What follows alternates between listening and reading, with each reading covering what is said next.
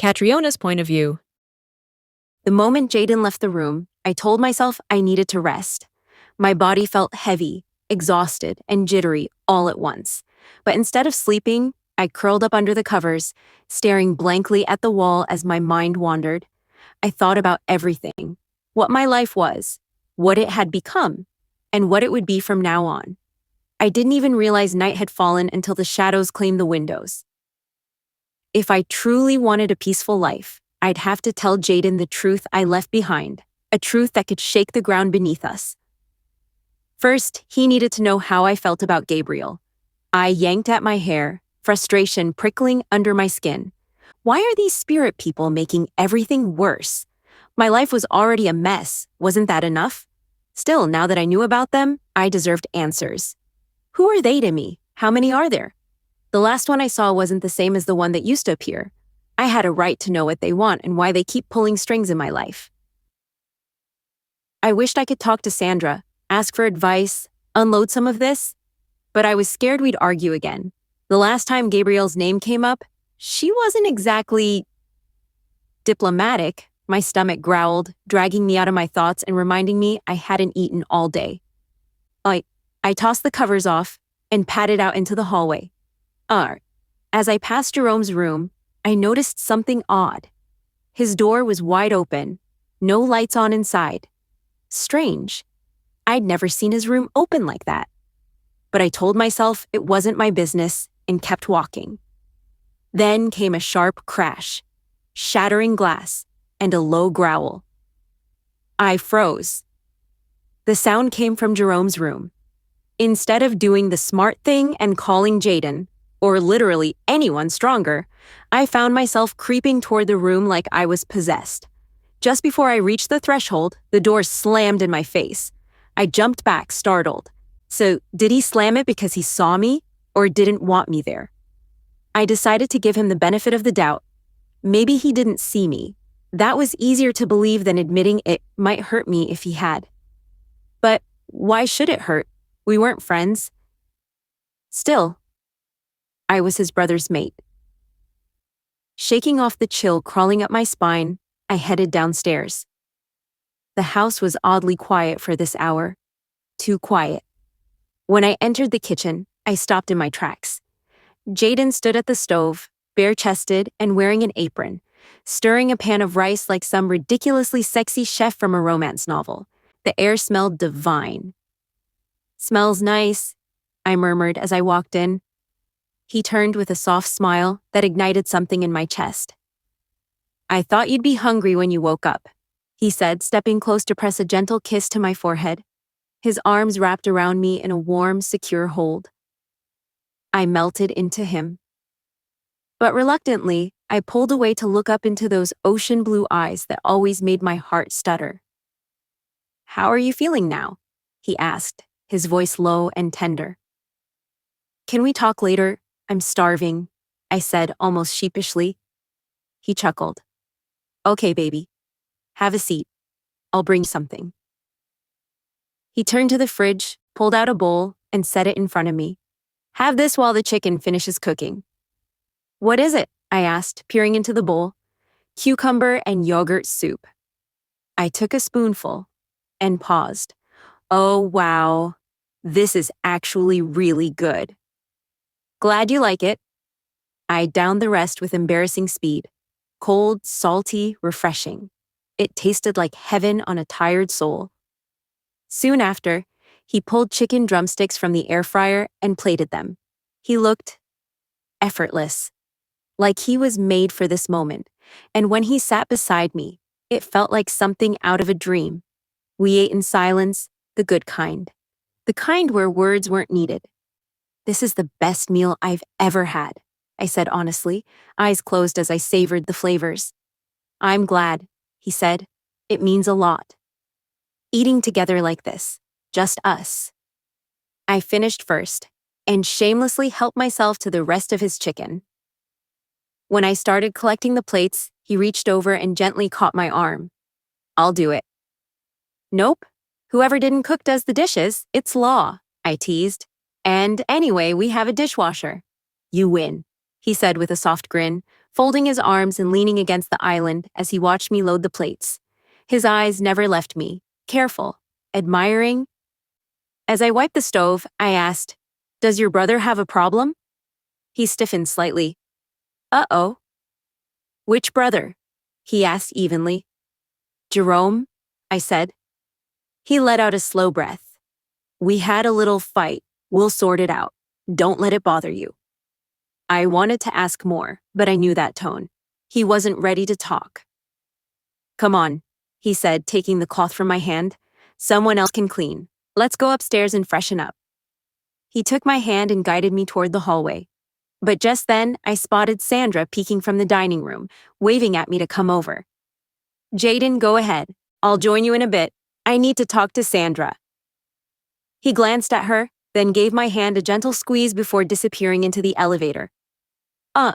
The second the door shut, Sandra grabbed me and dragged me into her room. "Are you dragging me because you already know I'm pregnant?" "You what? Pregnant?" she whispered, shouted, eyes wide with disbelief. "You look more shocked than I was," I muttered, sitting on her bed. "I'm starting to question our friendship, Katrina. I had no idea about your pregnancy or your connection to Alpha Gabriel. Are you sleeping with him?" "That hurts, Sandra." "Then tell me the truth." I sighed. "Okay, but promise not to flip." "I'm all ears." I took a deep breath. "I'm both Jayden's and Gabriel's mate. I didn't plan for any of this. It just happened. I love Jayden with everything in me. But I also have strong feelings for Gabriel. I tried to stay away, but there's something between us that keeps pulling me back." "Break it off," she said flatly. "With Gabriel. I don't like him. The pack doesn't like him." "Why?" I asked. "Why don't you like him? Whatever your reason is, it doesn't change the fact that I care about him. And we slept together. I'm not sure who the father is, but Gabriel might—" Sandra cut me off and stormed out, slamming the door. I just sat there, stunned. "I thought friends were supposed to listen," I whispered, then stood and quietly left her room. When I opened the door to our room, I heard the shower running. I forced a smile onto my face, willing away the sting of rejection. My gaze drifted to the bathroom door and the man behind it, the man who made me feel wanted, needed, seen. I undressed and slipped in behind the curtain, letting the steam swallow me as I joined Jayden beneath the hot spray. Whatever tomorrow brings.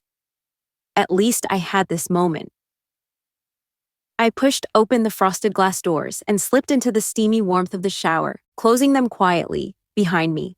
The moment I stepped in, Jayden's large hands found my waist and pulled me against him with a heat that wasn't just from the water. He looked down at me with a lazy smirk, his face a mixture of hunger and amusement. "What are you doing in here?" he murmured, brushing my wet hair back. "You know this is a bad idea, right? Your man isn't exactly patient." His hand slid around to the back of my neck, the other tracing gentle circles across my lower back. A tremor ran down my spine as he held my gaze, his ocean eyes dark with desire. He brought his thumb to my lips, teasing the bottom one softly. Then he leaned in, his voice a hot whisper across my mouth. "I need you, Katrina. So fucking bad, I'll lose my mind if I don't taste you right now." He kissed me hard, possessively, parting my lips with ease as his need poured into me like fire. "I know you're not feeling well," he said against my lips. "I'll be gentle. I swear." How could I say no to that? To him? This man was sculpted by gods, kissed by the moon, and he was mine. I pressed against him, letting our slick bodies meld under the spray. Jayden didn't waste another second.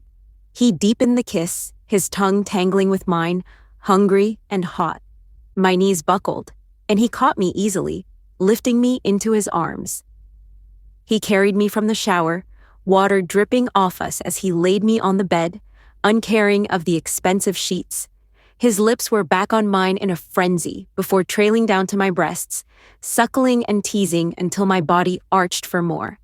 I threaded my fingers into his thick, wet hair, gasping as his mouth traveled lower, until he paused, eyes burning into mine. Then he spread me wider and entered me with a groan so deep, it vibrated through my bones. I cried out, arching into him, feeling every inch as he pushed deeper. He started slow, but it didn't last. He moved faster, harder, lost in the rhythm of us. "I can't be gentle," he growled into my neck. "Not when you feel like this." He drove into me again and again, until all I could do was hold on, moaning his name like a prayer. His strokes were relentless, the room echoing with our sounds, skin on skin, gasps, whispered curses. Finally, his body tensed. He gripped me tight and came with a deep, guttural moan, collapsing over me, panting. Boom! A deafening explosion jolted me awake. I shot out of bed, forgetting I was naked. I reached for the door, but Jayden grabbed my arm, his expression tight. "Where do you think you're going?" he demanded. "Didn't you hear that?" I asked, heart racing. "Of course I did. But you are staying here." Another loud boom shook the walls, even stronger than the first. The ground trembled beneath us. Jayden pulled on a pair of jeans. "Don't step outside until I say it's safe," he said, voice firm as steel, and stormed out. I paced the room, nerves taut. The silence only amplified the howls and distant clamor outside. I couldn't just sit still, but the window was too high to see anything.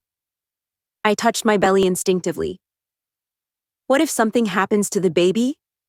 I shook the thought off and dragged a heavy armchair toward the window.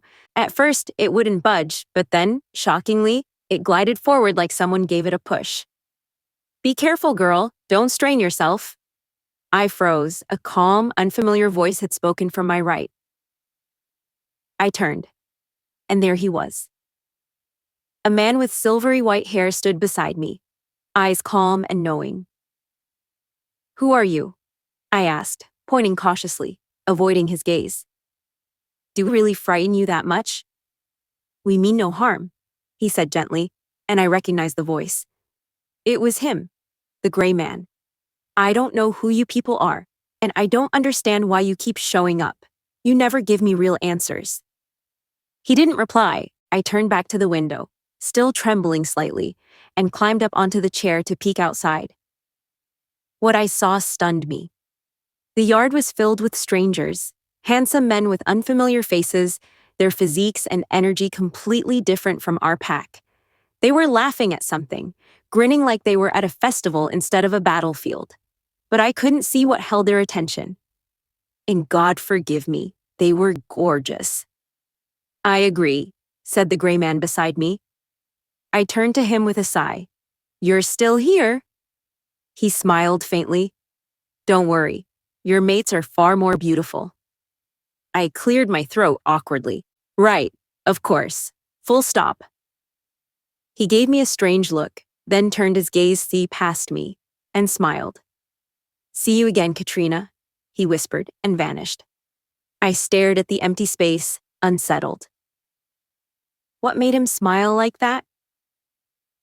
And then, laughter outside caught my attention again. Laughter that made my skin crawl. Enough waiting. I needed to know what was going on. I slipped into the hallway, surprised to find no guards posted like usual. Quietly, I made my way downstairs. Then I saw it, through the wide window. A tall, beautiful blonde woman had flung herself into Jayden's arms like a long-lost lover. And Jayden, he embraced her. Worse, he smiled. I took a step back, stunned. They were naked, both of them. Naked. My insides burned. Jealousy, fury, pain. I felt it all, but I forced on a brittle smile, raised my chin, and walked straight toward them, ignoring the curious gazes of the pack and the visiting men. Do I embarrass him? Is she the one they all see as his perfect Luna? Jayden met my gaze as I approached, but he didn't let go. He kept holding her. My legs nearly gave out from the ache in my chest. I couldn't even tell how long they stayed wrapped together. My mind had gone blank. Then someone cleared her throat. Sharp. Deliberate. Jayden finally stepped back, and I saw her face. Pamela. I stood frozen, stunned by Pamela. No, by Luciana, and her performance. My brain couldn't process her behavior fast enough. "What do you think you're doing, Pamela?" I asked sharply. She turned, blinking at me like I was the one who had lost it. "Sorry. Do I know you?" "What?" "You're kidding, right?" My voice cracked. "Why are you hugging Jayden like that? You know he's my mate." She smirked, her eyes flitting from me to Jayden, then to the strange handsome men around us.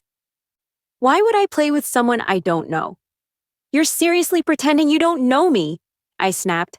"Don't insult my intelligence just because I caught you alluring my mate." Laughter erupted from the crowd, loud and mocking. Everyone except those two silent men.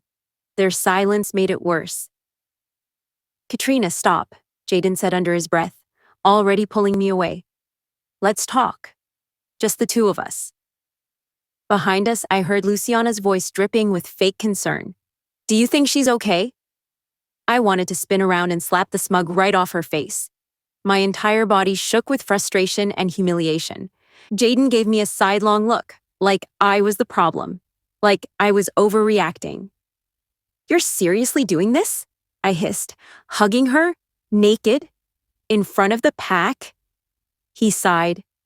"Did you drink something before coming down here?" I stared at him. "Are you serious right now? I'm losing my mind, and this is where you go?" "I'm not trying to change the subject," he said, lowering his voice, eyes drifting behind me. Then his body went rigid. "Katrina, she's not Pamela. Her name is Luciana." He said it with such reverence it made my stomach drop, like the name alone could shatter glass if not handled gently. "Hey there," she said sweetly, walking toward us with a breeze in her golden hair. The wind tangled her strands like a scene from a romance film. "The way you guys left, it wasn't right," she added, "so I came to check on you. And clearly, I was right to." She strolled up like she belonged here, those strange men at her back like loyal shadows, and without hesitation slid her hand into Jayden's. They laced their fingers. I stared, heart cracking open. Jayden didn't even flinch. If this is one of the spirits playing games again, I thought, then please let me wake up. "Jayden?" My voice shook. "Why aren't you pulling away from her? I'm your mate." "Mate?" she echoed, laughing as if I'd told a joke. "Did I hear that right?" "What are you talking about, woman?" she said, amusement lighting her features. "Humans don't mate with werewolves. Where on earth did you get that ridiculous idea?" Tears burned behind my eyes. "What's so funny?" I choked out. "If someone told you wolves take human mates, they lied," she said. "What you saw was likely an alpha's favorite breeder, or a plaything. But a mate? Please." My knees nearly gave out. "Why are you doing this to me, Pamela?" I asked, trembling. "Did you use magic to manipulate Jayden? Is that it?" Her face hardened. "Enough. First, my name is Luciana. Second, this man here is my mate, my fiancé." I turned to Jayden, desperate for him to deny it, to fight for me, to say something, anything. But he just stood there, silent. Around us, pack members were gathering, whispers floating like smoke. "It's really Luciana." "Oh my goddess, she's back." I scratched my scalp, yanked at my hair just to see if I was dreaming, but I wasn't. The pain was real. Too real. I screamed. Luciana stepped toward me, her face now painted with concern, but I wasn't buying it. I raised my hand and slapped her, hard. Gasps rippled through the crowd. She stared at me, unblinking, her expression shifting. 1 second it was Luciana's face, then Pamela's, then a third face I didn't recognize at all. 3 faces, 1 woman. "What are you?" I whispered. Luciana gritted her teeth. "Do you have a death wish?" She raised her hand to strike me, but Jayden caught her wrist mid-air, shaking his head. "No." He didn't even look at me as he guided her away. My strength broke. I dropped to the ground, sobbing. Everything hurt. Sandra, please, I whispered when I felt her near. Prove me wrong. I'm listening, she said softly. Tell me that woman isn't Pamela. Sandra hesitated. Katrina, are you okay? Stop asking that, I snapped. Just tell me the truth.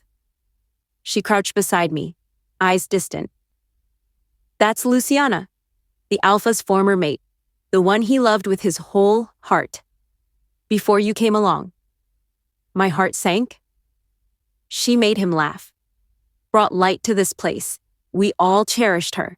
Then, she vanished. Rumors said she died, brutally. That day marked the beginning of the Alpha's darkness. Sandra paused, glancing at me. Until you arrived. That was enough. I stood shakily and turned away. I needed to leave. Now. The walk back to the house was a blur. I didn't see Jayden. Maybe they were hiding somewhere, starting a wolf witch family together. The thought made bile rise in my throat. I turned a corner and slammed straight into Lauren. She looked worse than me, but still managed to glare like I'd ruined her world. I was going to ask how you are, I said. Watch where you're going, she snapped, sweeping past with her twins like royalty. I tilted my head to the ceiling, exhaling a breath I didn't know I was holding. I'm done with all of this. Just as I neared the exit, Sandra appeared again, blocking my path. Katrina, you know I like you, she said quickly. Whether Luciana's back or not, I'm on your side. I always will be. That almost warmed me, until she added, so is the pack. I laughed bitterly. The smiles I saw earlier told a different story. They didn't look like people on my side. They looked like worshippers who had just seen their goddess return. I pulled out my phone. Miss Olivier, I'll be gone for a few days. Will everyone be okay without me? Everything all right, child? Not yet, but it will be. I just need space. All right, child, just be safe. I turned to Sandra. Don't worry about me. I'll be back before dusk. And as for your Alpha, well, I doubt he'll even remember to ask how I am. With that, I walked toward the woods. It felt familiar. The woods. Like I'd been here before, stumbling through branches, scared and alone, searching for safety. Back then, I was trying to escape. Now, I was just trying to breathe. When I reached a clearing and checked the road, I crouched down to wait for my taxi. Then, snap. A sound made me leap to my feet, heart hammering. I turned to the road. A black wolf stood across it, watching me. Huge, still, its eyes locked onto mine. And it wagged its tail. Pamela's point of view. I stood by the window in Vanessa's room, watching helplessly as Katrina was humiliated in front of the entire pack. That vile ghost, cloaked in Luciana's skin, was using my image to make Katrina seem insane, my hands clenched into fists. If I stayed in this room one more second, I'd explode.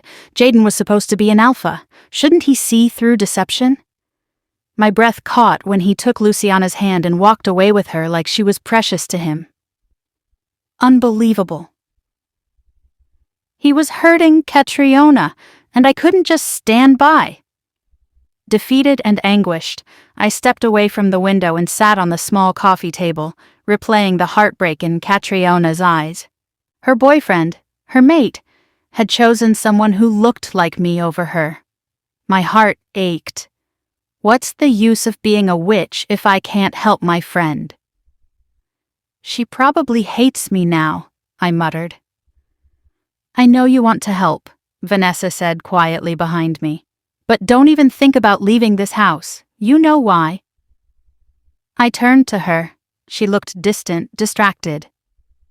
You okay? I asked, snapping her out of her thoughts. Get off that table now, she yelled, making my heart jump. Vanessa, you scared the hell out of me. Sorry, she muttered. We don't have time, help me with this. She shoved a small bag filled with enchanted items and colored candles into my hands. I set the bag down and returned to the window. "Where did she go?" I shouted. "Who?" Vanessa asked, distracted. "Catriona, I don't see her anymore." "She's probably inside. You think she'd just stand out there crying?" I didn't respond. Instead, I stormed out to look for her. I had to clean my name, and then we could expose that imposter. If Catriona came back in, she'd likely go see her brother or grandmother. I headed toward their wing and spotted them moving with others toward the dining hall. No one seemed aware of the chaos unfolding. Then, I saw her grandmother pull out her phone, frowning as she read a message. I crept closer and caught a glimpse, alone for some time. Was she planning to lock herself in her room, or worse, go on a hunger strike? I spun around and returned downstairs. I paced near the elevator, fighting the urge to defy Jayden's order. Then I crouched, letting out a frustrated sigh. I'm wasting time. I turned to head back to Vanessa, but just as I passed the kitchen, I overheard murmurs from the dining room. I paused. They were whispering, comparing Catriona to Luciana. I barged in. "Is your alpha aware you're using his mate as gossip?" They turned, startled. "Who even are you?" one tall, muscular woman asked, stalking toward me. Her wolf energy was palpable. "I'm an old woman who can burn the smug off your face," I snapped. "And that mate you're slandering is my friend, so put some respect on her name." She gave the others a side glance before stepping into my space and yanking my dress, throwing me to the floor. My butt hit the ground hard. "Damn, that was bitchy," I muttered, glaring at the snickering crowd. I stood, brushing myself off. "So you're the big bad wolf, huh? All bark and no brain?" The room went silent. Even I was surprised by my boldness. But fear didn't matter now. I couldn't let them disrespect Katrina. She turned back to me slowly. "Yes, I dared. Just touch me again and I'll show you what it means to pick the wrong witch." "What's going on here?" A calm yet commanding voice echoed. A woman entered, tall, refined. This must be the godmother Vanessa mentioned. "Nothing serious," the towering woman replied. "Just getting acquainted." The godmother approached me, eyeing me with quiet scrutiny. "Hello," I greeted quickly. "I'm Pamela, Alpha Jayden's friend, and Katrina's." She smiled gently. "Nice to meet you. You know Kate well?" "Not deeply," I admitted, "but enough to know she's good-hearted." "I see." "I'm trying to find her. I think she needs someone with her." The godmother nodded. "She's likely upstairs. Let's give her space for now. People need time to process pain." She patted my shoulder kindly. I sighed and turned to leave, only to collide with a sickly-looking young woman. 2 others rushed to help her. The glare she gave me could peel skin. "My bad," I muttered and continued. Jayden had ordered us not to go upstairs, but screw that. He wouldn't notice. He was too busy playing house with a ghost. I pressed the elevator button. The door chimed. Before I could step in, I spotted Sandra pacing, muttering to herself. "It's not safe," she growled. "I should have gone with her." "Are you talking about Catriona?" I asked. "Where did she go?" "She said she needed to be alone," Sandra snapped, running a hand through her bob-cut hair. "Luciana should have stayed dead." "Now's not the time for that," I said urgently. "We need to find her, now." Sandra agreed immediately. As we reached the front door, I paused. Vanessa's warning echoed in my head. "1 second." I ran back into the dining room. "I'm going to find Catriona in case Vanessa asks," I told the godmother quickly, then darted out. Sandra led the way, following Catriona's scent deep into the woods. My skin tingled with energy. "They're close, my clan, the danger." Suddenly, Sandra stopped. "Do you hear that?" "Hear what?" "It's her phone." She rushed forward. We found it ringing on the forest floor. Sandra picked it up. "Caller ID says GM2. I snatched it from her. Hello? A deep voice came through. Why are you answering Katrina's phone? I spilled everything in a rush. Give the phone to the Red Moon girl, he ordered. Before Sandra could speak, a scream shattered the woods. Catriona! She's close, Sandra said. Get on. She shifted into a sleek white wolf. I jumped on, and she bolted forward, weaving between trees with supernatural speed. Pain jolted through me. My veins burned. My clan, they're too close. Sandra slid me off her back just in time. A vampire stood ahead, his fangs bared at Katrina's throat. Sandra growled and lunged. Gabriel's point of view. I snatched my car keys and bolted out of my office, not bothering to lock the door behind me. The moment those girls told me what had happened to Katrina, I didn't waste a second. I jumped into my car and hit the road, tires screeching as I tore out of the lot. Luck was on my side. The highway ahead was almost deserted. No traffic, no red lights slowing me down. For once, the world wasn't in my way. And thank the moon goddess for that, because every second counted. My only focus was getting to her. Fast. It unsettles me that she left my house without a word and has been avoiding me ever since, offering no explanation. I've chosen to step back, give her space, hoping she'll come around and tell me what's really going on. Until then, I'm relying on those girls to handle whatever they're facing and keep Katrina safe. Her safety is all that matters to me now. If they fail her, they'll regret ever getting involved. And as for whoever dared lay a hand on her, I won't just stop at disabling them. I'll end them. As I sped past Jayden's territory, a sudden scent hit me like a brick wall. Katrina. Thick, fresh. Then something foul crept beneath it. Rot, decay, bloodsuckers. I slammed the brakes, jumped out, and shifted mid-stride before tearing into the woods. Two thoughts pounded in my head with each stride. Save mate. Kill bastards. Branches whipped my fur, and claws tore through the underbrush. But nothing slowed me down. Then I saw it. A glowing portal ahead, rippling with unnatural light. I skidded to a halt just in time to see a man vanish through it, and with him, Katrina. Holy Mother. I launched myself forward without thinking, diving through the portal just before it sealed shut. It felt like flying through a womb of fire and ice. My ears rang. My bones buzzed. Everything smelled like old magic and burnt flesh. I wanted to curse out Jayden for dragging us into this, but even that thought dissolved under the weight of nausea and lightheadedness. When I hit the ground, I groaned, more from the headache than the impact. But I got up fast, my instincts screaming. I expected the same witches we'd encountered before, but this was a whole damned coven. They filled a massive courtyard, standing like statues, unmoving, unblinking. And then she approached, the two-headed witch. "Nice to see you again, wolf boy," one of her heads said, her voice slippery with mischief. I didn't care for greetings. My eyes found Katrina. She stood behind the witch, next to a girl from the Red Moon pack. Our eyes locked briefly. She opened her mouth, as if to speak, but turned away. My heart seized. At least she's alive, I thought, and not afraid.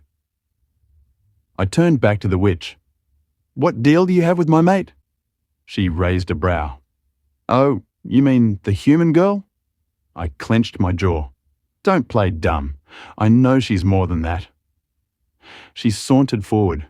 Her tangled black hair rippled in the breeze, her four eyes gleaming. Bad luck follows her like a shadow.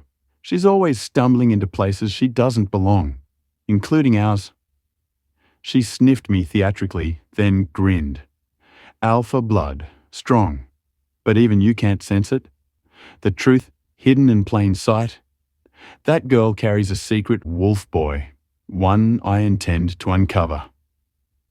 "What secret?" I growled. "That's for me to know, and for you to suffer over," she purred. "But don't worry, we won't hurt her. I'm simply intrigued. There's a power in her, something raw and rare. It calls to us." I narrowed my eyes. I didn't trust her, but I sensed no direct threat, just curiosity. Still, her gaze unsettled me, too knowing. "What power?" I asked again, trying to stay calm. She gave a low laugh. "Even she doesn't know. But she will, and so will you." Then, just as she turned away, she hesitated and looked back. "Resolve the rift between you two. You're being watched now, closely. I made one mistake before. I won't repeat it." Before I could react, she licked her thumb and pressed it against my chest. My body jerked, pain shooting like wildfire through my veins. I collapsed to my knees, groaning. Katrina's voice cut through the pain, calling my name, but I couldn't respond. I couldn't even feel my wolf. My connection, gone. I gritted my teeth, stunned. Asterisk, she took my wolf? How the hell do I protect Katrina like this? Footsteps. A hand touched my head. I tried to fight, but everything went black. I was moved, gently, respectfully even. When I came to, I was in a warm room, lying on something soft. I sat up, disoriented, just as the door creaked open. Please let it be her. It was. Katrina stepped inside, her face etched with confusion. The moment her eyes landed on me, she froze. Then, terror. She backed away, eyes wide, mouth trembling. "Stop! Don't come any closer," she cried, slamming the door and pounding on it. My heart shattered. How could she look at me like that? Like I was a monster? "Katrina," I whispered, but she didn't hear me. She was panicking, cowering. I approached slowly, raising my hands. "Please, Pumpkin, it's me." She screamed again, louder. Something in me snapped. I couldn't take it anymore. I strode forward, grabbed her shoulders gently but firmly, and turned her to face me. "You're doing too much," I said quietly but with steel. "It's time you tell me the truth. What happened? Why do you hate me all of a sudden? What did I do wrong?" My eyes searched hers, not with anger but with pain. Because I still loved her. Goddess help me, I always will. Jayden's point of view. I led Luciana to one of the elegant guest rooms, where she confided in me her desire to take a long shower to rid herself of the lingering human scent, which indicated Katrina. My heart twitched for a moment. However, I encouraged her to go ahead. Then she asked me to join her, and I couldn't resist, having secretly longed for a moment like this. I yearned to feel her gentle touch once again. As I was about to accept her offer, my wolf objected, convinced she wasn't our mate. Despite my efforts to ignore him, his noisy protests made it nearly impossible to concentrate. His overpowering presence rendered me incapable of silencing him. Oh! For a moment, I despised the moon goddess for matching me with him. Why wouldn't he support me when we were both reunited with the woman we loved so deeply? "It appears you're still uncomfortable with me being here," she whispered, her expression filled with despair and disappointment. "That's okay. I understand. It wasn't my intention to come back from the dead." My wolf made it difficult to breathe. I despised him, and the only option I had was to give her a look she would understand. Before we were separated, whenever I couldn't express something that might hurt her, I simply gazed into her eyes, where she understood the unspoken code. For a moment, I believed my wolf.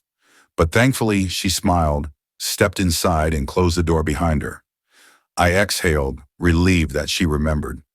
With a smile on my face, I silently stood at the closed bathroom door, listening to the sound of running water from the shower. The droplets cascaded down her gorgeous body, filling my mind with enticing thoughts. I couldn't help but feel a surge of anticipation and desire building within me. The sound of the water created a soothing melody, almost like a seductive lullaby, calling me closer to her. My heart raced with every drop that fell, imagining the sensation of those droplets against her soft skin. As I stood there, my mind wandered to the moments we had shared together, the laughter, the intimate conversations, and the stolen glances that had ignited a flame between us.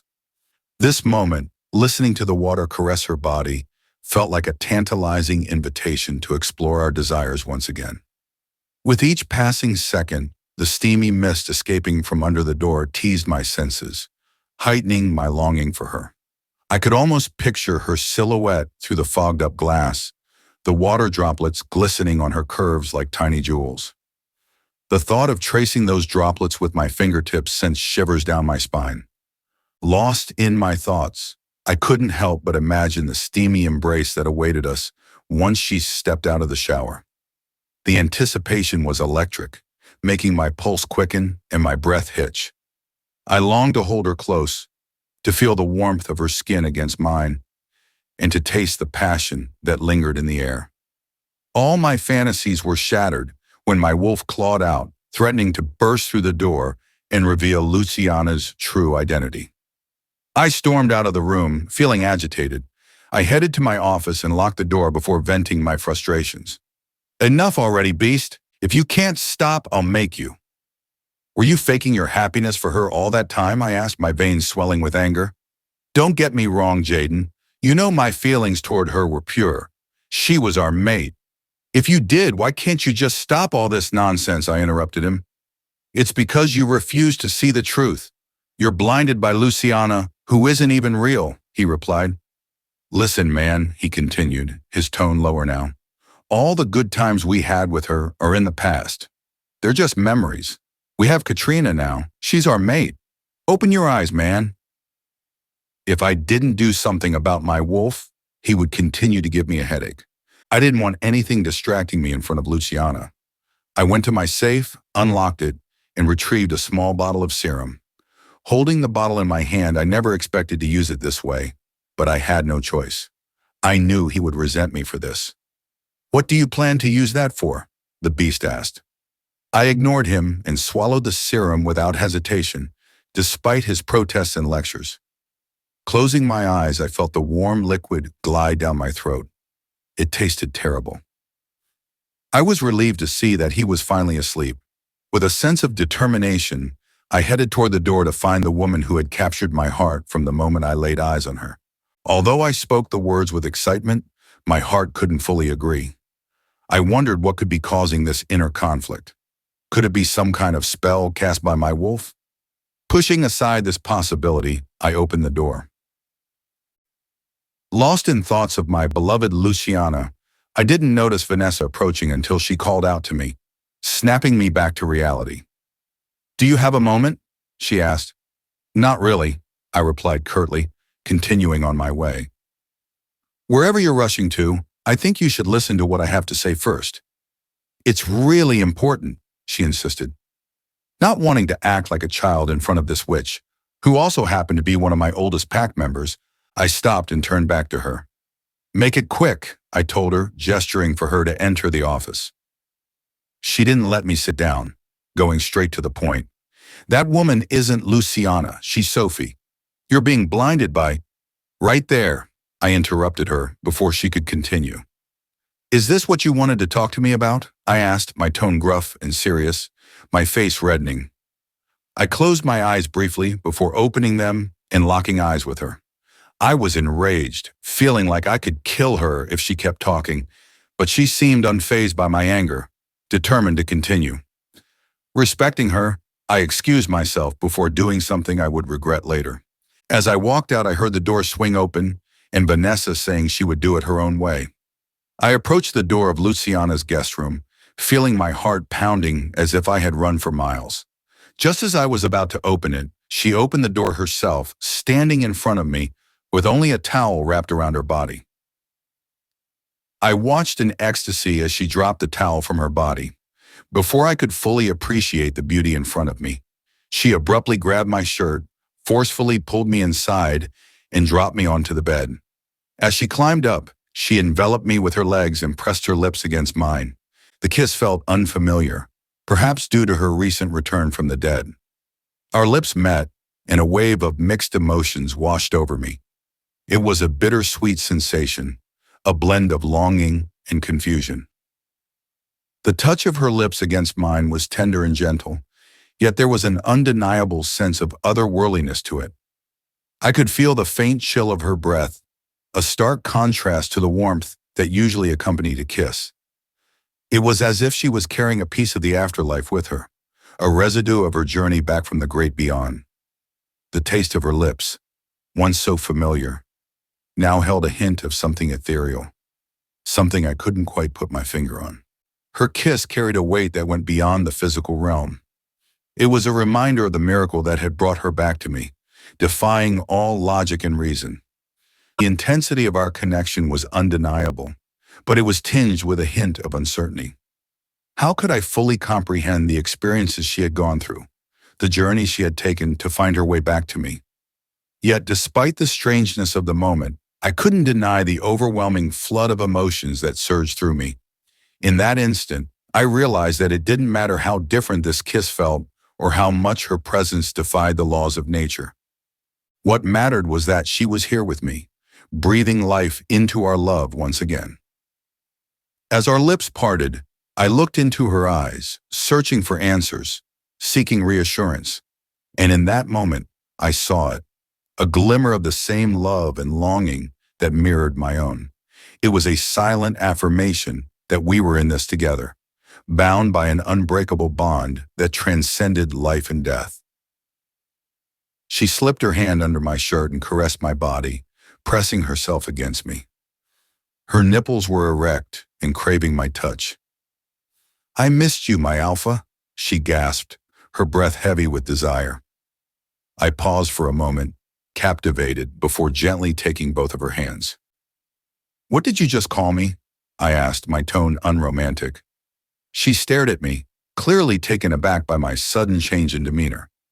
"You're not Luciana, are you?" Luciana's terrifying expression made me question the truth behind what my wolf had said. She started stuttering, struggling to find her words. "Are you really Luciana?" I demanded, growing impatient as I awaited her response. Her trembling lips parted, but no sound escaped. Her eyes darted around the room, avoiding my gaze. The silence between us only deepened my unease, fueling my doubts about her true identity. My heart pounded in my chest, a mix of fear and confusion flooding my senses. The room seemed to close in around us, the air thick with tension. I took a step closer, my voice laced with a hint of desperation. "I need to know, Luciana. Tell me the truth." Her eyes finally met mine, and the fear etched across her face was unmistakable. It was as if a veil had been lifted, revealing a side of her I had never seen before. "I can't explain," she stammered, her voice barely a whisper. Taking a deep breath, I pushed her off me and stood up, trying to steady my voice. "Luciana, I've known you for years before the world broke us apart. We've shared secrets, dreams, and fears. But right now, I don't recognize the person standing in front of me. Who are you?" Before she could speak, the door burst open, revealing Vanessa. She was holding a bowl filled with water, from which faint purplish smoke emanated. Just as I was about to reprimand her for barging in, she hurled the water directly into Luciana's face. Simultaneously, she began chanting softly, "By the power of the elements, I cleanse that mask off." Vanessa's voice grew louder with each word, her eyes blazing with determination. The room filled with crackling energy as the purplish smoke enveloped Luciana, swirling around her like a protective shield. Luciana's eyes widened in surprise, her hands instinctively reaching out to shield herself from the water. But instead of a splash, the water seemed to dissolve into a shimmering mist as it made contact with her skin. The room was filled with eerie silence, broken only by Vanessa's rhythmic chanting. As the chanting continued, Luciana's expression shifted from confusion to curiosity. She stood still, allowing the mist to wrap around her like a cocoon. The purplish smoke began to dance with vibrant colors, blending and intertwining. The air crackled with a surge of energy, and I could feel a tingling sensation on my skin. It was as if the room itself was alive, pulsating with the power of Vanessa's incantation. I watched in awe as the mist slowly dissipated, revealing the woman behind Luciana's face. I felt my knees buckle and stumbled backwards, shocked. I was speechless because the person I had believed to be someone else turned out to be the woman I had recently encountered in the woods, who seemed to be transforming. She glanced past me toward Vanessa and said, "You've made a grave mistake. Then she shifted into a red wolf and crashed through the window, shattering it. I felt my heart racing as I watched her wolf crash through the glass, shards flying in all directions. Instinctively, I shielded my face with my arms, trying to protect myself from the sharp fragments. Vanessa stood frozen in shock, her eyes wide with disbelief. I rushed over to her, my mind racing with a whirlwind of questions. "Vanessa, what the hell was that?" I asked, but immediately regretted it. She tried to answer, but I ignored her. She shook her head, her voice trembling, as she replied, I have no idea. I've never seen her before. She's not the one I expected you to see." Her mind seemed far away. The woman's words echoed in my mind. "You've made a grave mistake." What could she have meant? Before I could ponder further, a commotion outside caught my attention. I rushed to the window and peered out, seeing the pack gathering around. It seemed this woman had not gone unnoticed. Whispers filled the air as pack members exchanged bewildered glances, their voices filled with speculation. Some even pointed toward the woods where the woman had disappeared. It was clear this event had caused quite a stir within the pack. As the pack grew larger, I decided to head over and investigate if any members had gone after her. I had to be the one doing this myself, but my stupidity in taking the serum to temporarily incapacitate my wolf, which would take 3 days to wear off, held me back. I wanted to express how much I regretted my actions, but then realized I didn't deserve to say it out loud. My wolf had tried to warn me, but what did I do? I blocked him with the serum, something I had never done before. As the elevator doors opened, I immediately heard screams coming from outside, followed by the sound of cracking bones, signs of shifting. I quickly reacted, rushing to the kitchen door to see what was happening. The scene I encountered was intense. Almost everyone had shifted into their wolf forms, their gazes fixed on the woods, following the lead of the delta. "What's going on here?"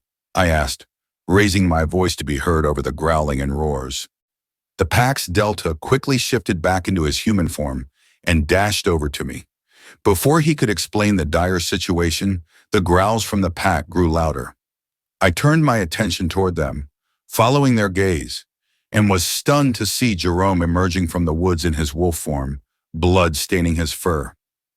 He shifted into human form and quickly scrambled down, but I managed to reach him in time and hold him.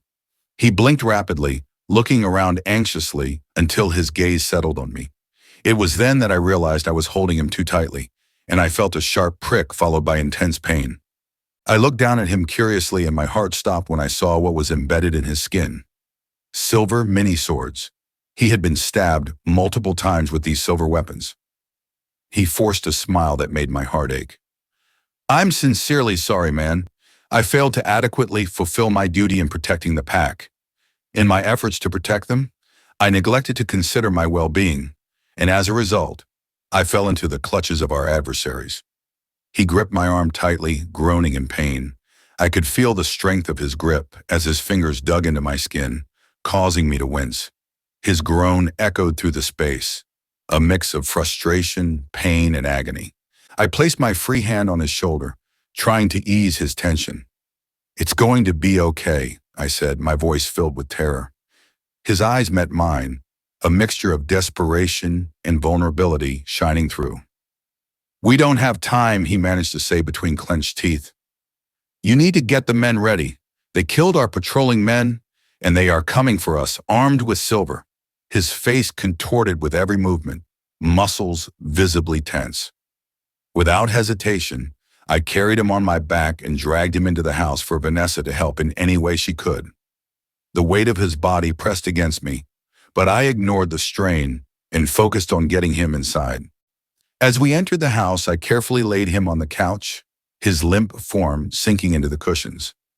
Vanessa, who had been anxiously waiting, immediately sprang into action. Panic and concern etched deep lines on her face, but her eyes were determined. "What happened?" she asked, her voice filled with urgency. "He's been attacked," I explained quickly, worry seeping into my words. "He needs help, Vanessa. We have to do something. Find a solution. You know what he means to me. I can't lose him just like that." Jayden, I understand you're extremely frightened and concerned for Jerome, but you should try to calm down and allow me some time to think, she said, redirecting her attention to Jerome. She carefully examined his body and gently checked his pulses. With a sigh, she murmured words of reassurance, her voice reflecting a combination of hope and determination. Please stay with us, she whispered, her gaze fixed on his pale face. You're going to be okay, she added. As I prepare the herbs, I'll need you to bring him up to my room, Vanessa said. I nodded, crouched, and carried Jerome on my back once more. Before I took a step forward, a pack member rushed toward me, clearly terrified. As I was about to ask what was wrong, he spoke over me. Alpha, we have been surrounded. As soon as the words left his lips, my legs faltered, overwhelmed by a surge of adrenaline. The thought of protecting my pack without my wolf filled me with uncertainty. Catriona's point of view. The desperation and urgency Gabriel displayed tugged at my heart, making it harder to resist the urge to explain everything to him. But the old man's words echoed in my mind, reminding me of the potential consequences. I cared deeply for Gabriel and wanted nothing more than to see him happy and safe. Yet, the old man's warning had left a lingering fear within me. What if revealing the truth would only bring him harm? What if it shattered the life he had built for himself? I wrestled with these conflicting emotions, torn between my desire to protect Gabriel and my duty to respect the old man's advice. It was a battle between heart and mind, a constant struggle that consumed my thoughts day and night. I could feel the tremble in his voice as he spoke, seeking answers. I banged on the wooden door, screaming for help. I heard Gabriel let out a frustrated sigh, but I didn't care as long as I could escape. I was being too loud, yet none of those two-headed people showed up. It only made me more anxious. The worst part was feeling Gabriel's hands grip me and spin me around until I was face to face with him. As if that wasn't enough, he forced me to look into his eyes, his expression dead serious. I immediately closed my eyes, but the damage was already done. There was silence in the room that made my stomach twist in knots as fear enveloped me, penetrating deep into my soul. I could feel the weight of anxiety settling in my chest, making it harder to breathe. My mind raced with thoughts of what must have happened. The darkness of uncertainty loomed over me, threatening to consume me whole. I was hoping to hear him limp down, but instead, I felt him breathing so fine on my face.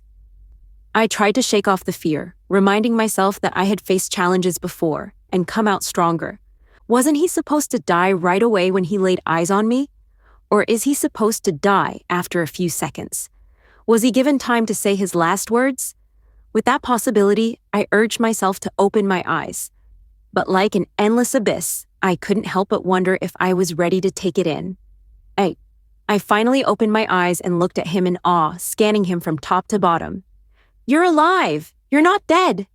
How is it possible? Gabriel furrowed his brows as he loosened his grip on me. What are you talking about? Was I supposed to die? He completely released my hands and took a step back, but his eyes never left mine. Were you ignoring me because you wanted me dead? Is that what you want? No, I interjected, cutting him short. Don't get me wrong, I would never want that. He raised an eyebrow, still urging me to explain. Listen, the thing is, I brought my hands to touch him, but the fear inside me was overwhelming. I was afraid that my touch might be the cause of his death.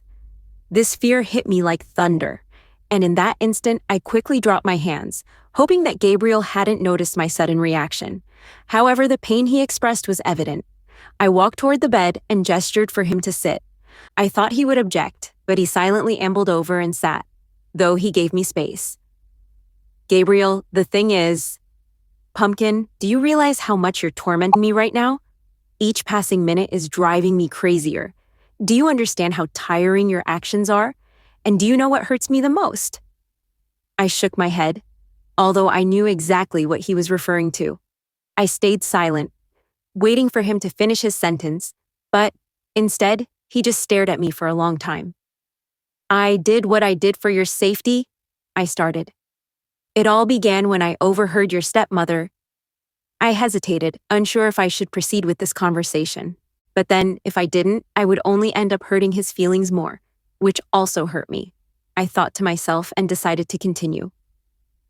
I overheard your stepmother and stepbrother discussing poisoning you, intending to kill you.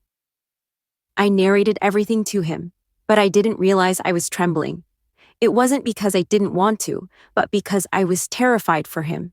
He reached out to hold my hand again, causing me to jump back. "What are you talking about?" he asked, giggling lightly. "What I told you is true.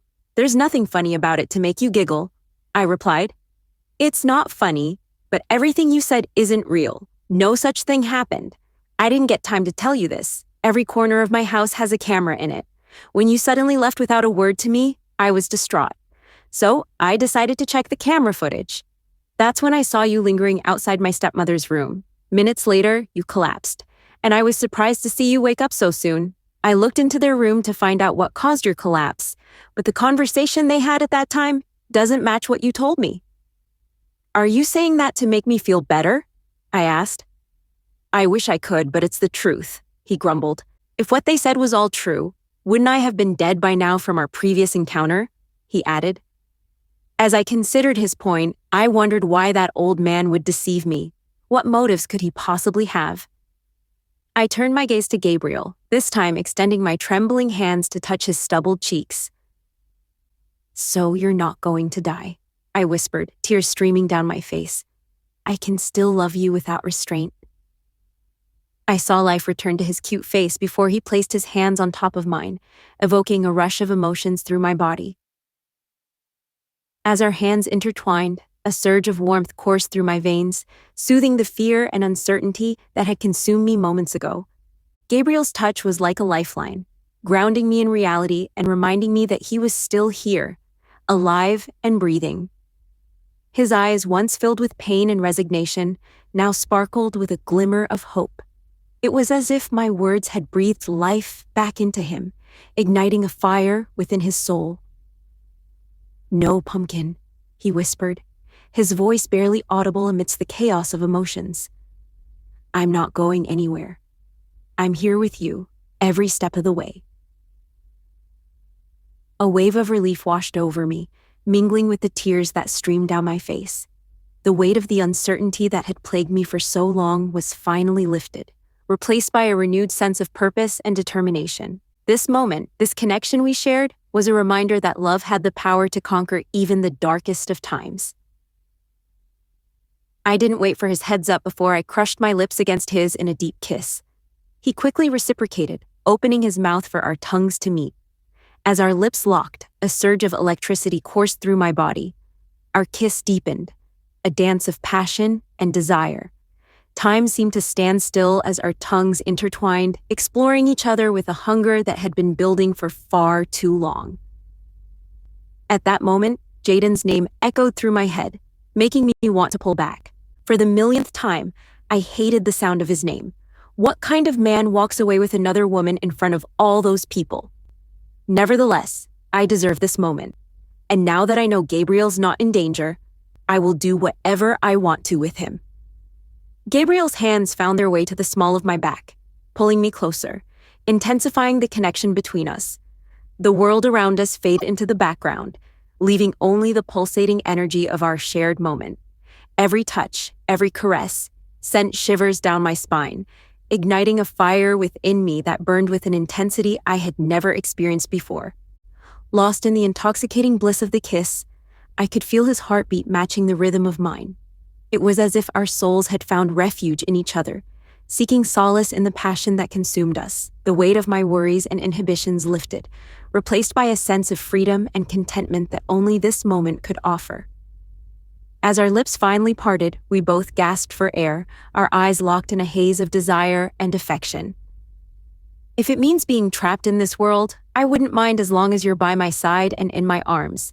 I would be the happiest man alive. Katrina, I love you." I smiled and opened my mouth to reciprocate his love, but to my horror, my tongue felt heavy. I looked up at Gabriel, who beamed at me with obvious affection. I tried to push past the strange sensation, hoping it was just a momentary lapse.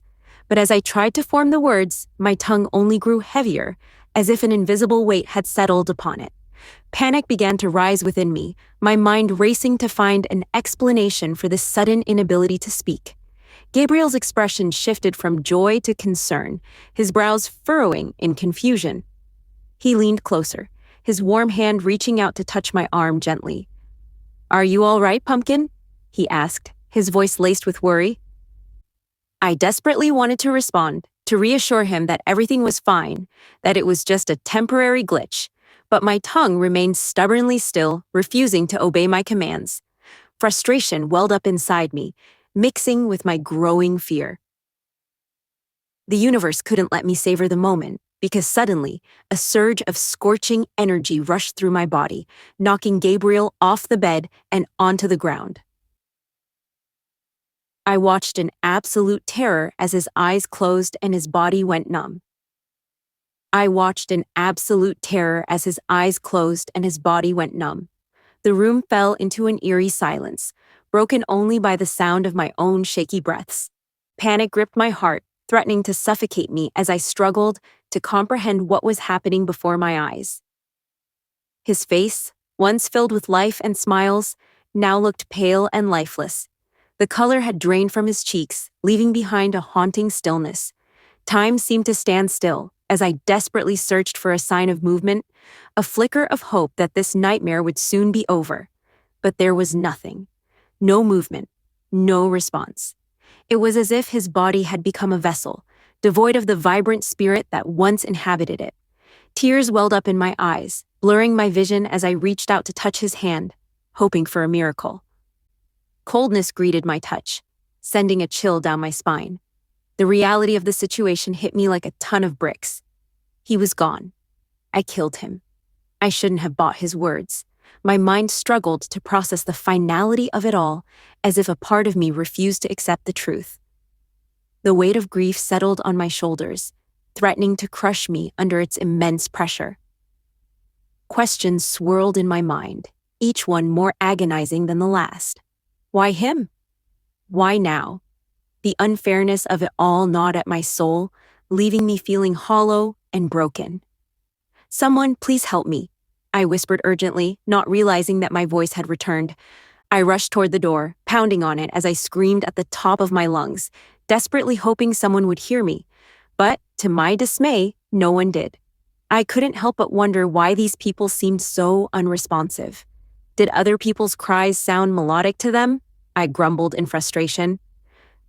"I really hope you're not ignoring me, you strange individuals. If you are, I swear I'll kill every one of you," I shouted, dispirited, as I slumped down, tears welling up in my eyes and blurring my vision. The visions of my past flashed in my head, ready to tear my heart apart, but then I saw a movement in Gabriel's body. For a moment, I thought I was hallucinating.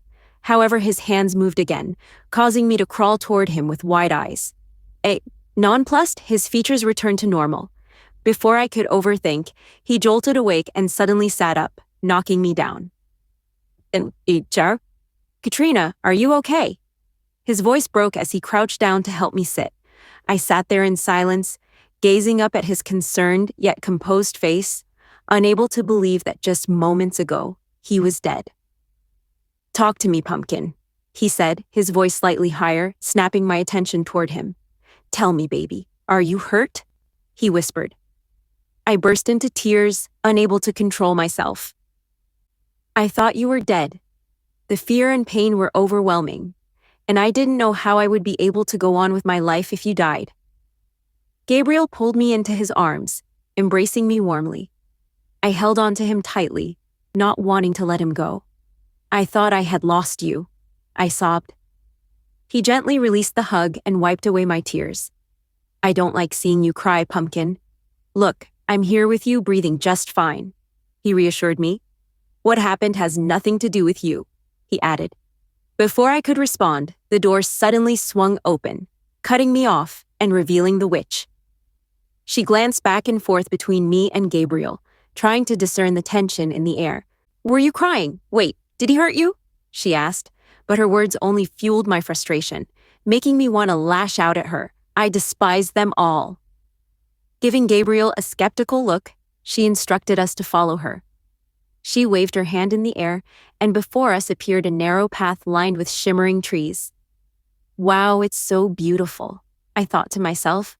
The trees stretched out like ethereal guardians, their leaves twinkling with a mesmerizing array of colors. As we walked through the enchanting trees, their beauty seemed to stretch on endlessly. However, I began to grow tired and wondered how much longer we had to walk. "How much farther do we have to go?" I asked, but received no reply. Instead, she waved her hand, and a stream appeared, filled with people of all ages enjoying themselves. "Come on, I thought you two would need some fresh air," she said before stepping out. Gabriel tightened his grip on my hand. As I glanced back at him, he flashed me a smile, before his expression turned serious. "Stay by my side. Witches are known for their tricks. I can't help but feel there's something more to her kind gestures." As Gabriel and I emerged, our hands intertwined, unwilling to part, I closed my eyes, inhaling the refreshing breeze, instantly rejuvenating my spirit. However, the atmosphere changed abruptly, as the sight of us dampened everyone's previously cheerful mood. "Can we talk?" she said to Gabriel, who wasn't ready to leave my side. The witch appeared to have noticed it. She offered him a fake smile before speaking. "Your lady is protected within these walls. No harm will come to her."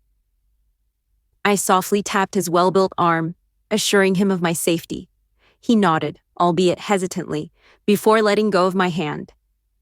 I was expecting them to talk where I could see them, but the witch, with her witchy tricks, disappeared with him. I'm quite certain Gabriel didn't anticipate that. Left alone, I glanced around my new surroundings. Apart from the people being weird, this place is truly magnificent. Still dazed by the beauty of nature, someone tapped my hand. When I looked down, I saw a young girl smiling up at me. I returned the smile and crouched down to her level. "Eat away." "Hey, sweetie," I said, my voice filled with warmth and curiosity. The girl's eyes sparkled with innocence as she continued to gaze up at me, her tiny hand still resting on mine. I brushed a strand of golden hair away from one of her faces. Before I could ask her name, she spoke over me. "I see you're doing fine," she said. I frowned and called out to her as she turned to leave. "Wait, who's your sister? Does she know me?" She hummed in response. "You both came from the human world," she replied. I crouched down, hoping to gather more information. Clearing my throat, I asked, "Do you think I can meet your sister?" I asked, after knowing who her sister was, and that was Pamela. "No," she replied curtly. "Okay," I said, undeterred. "If you don't mind, can I ask you something?"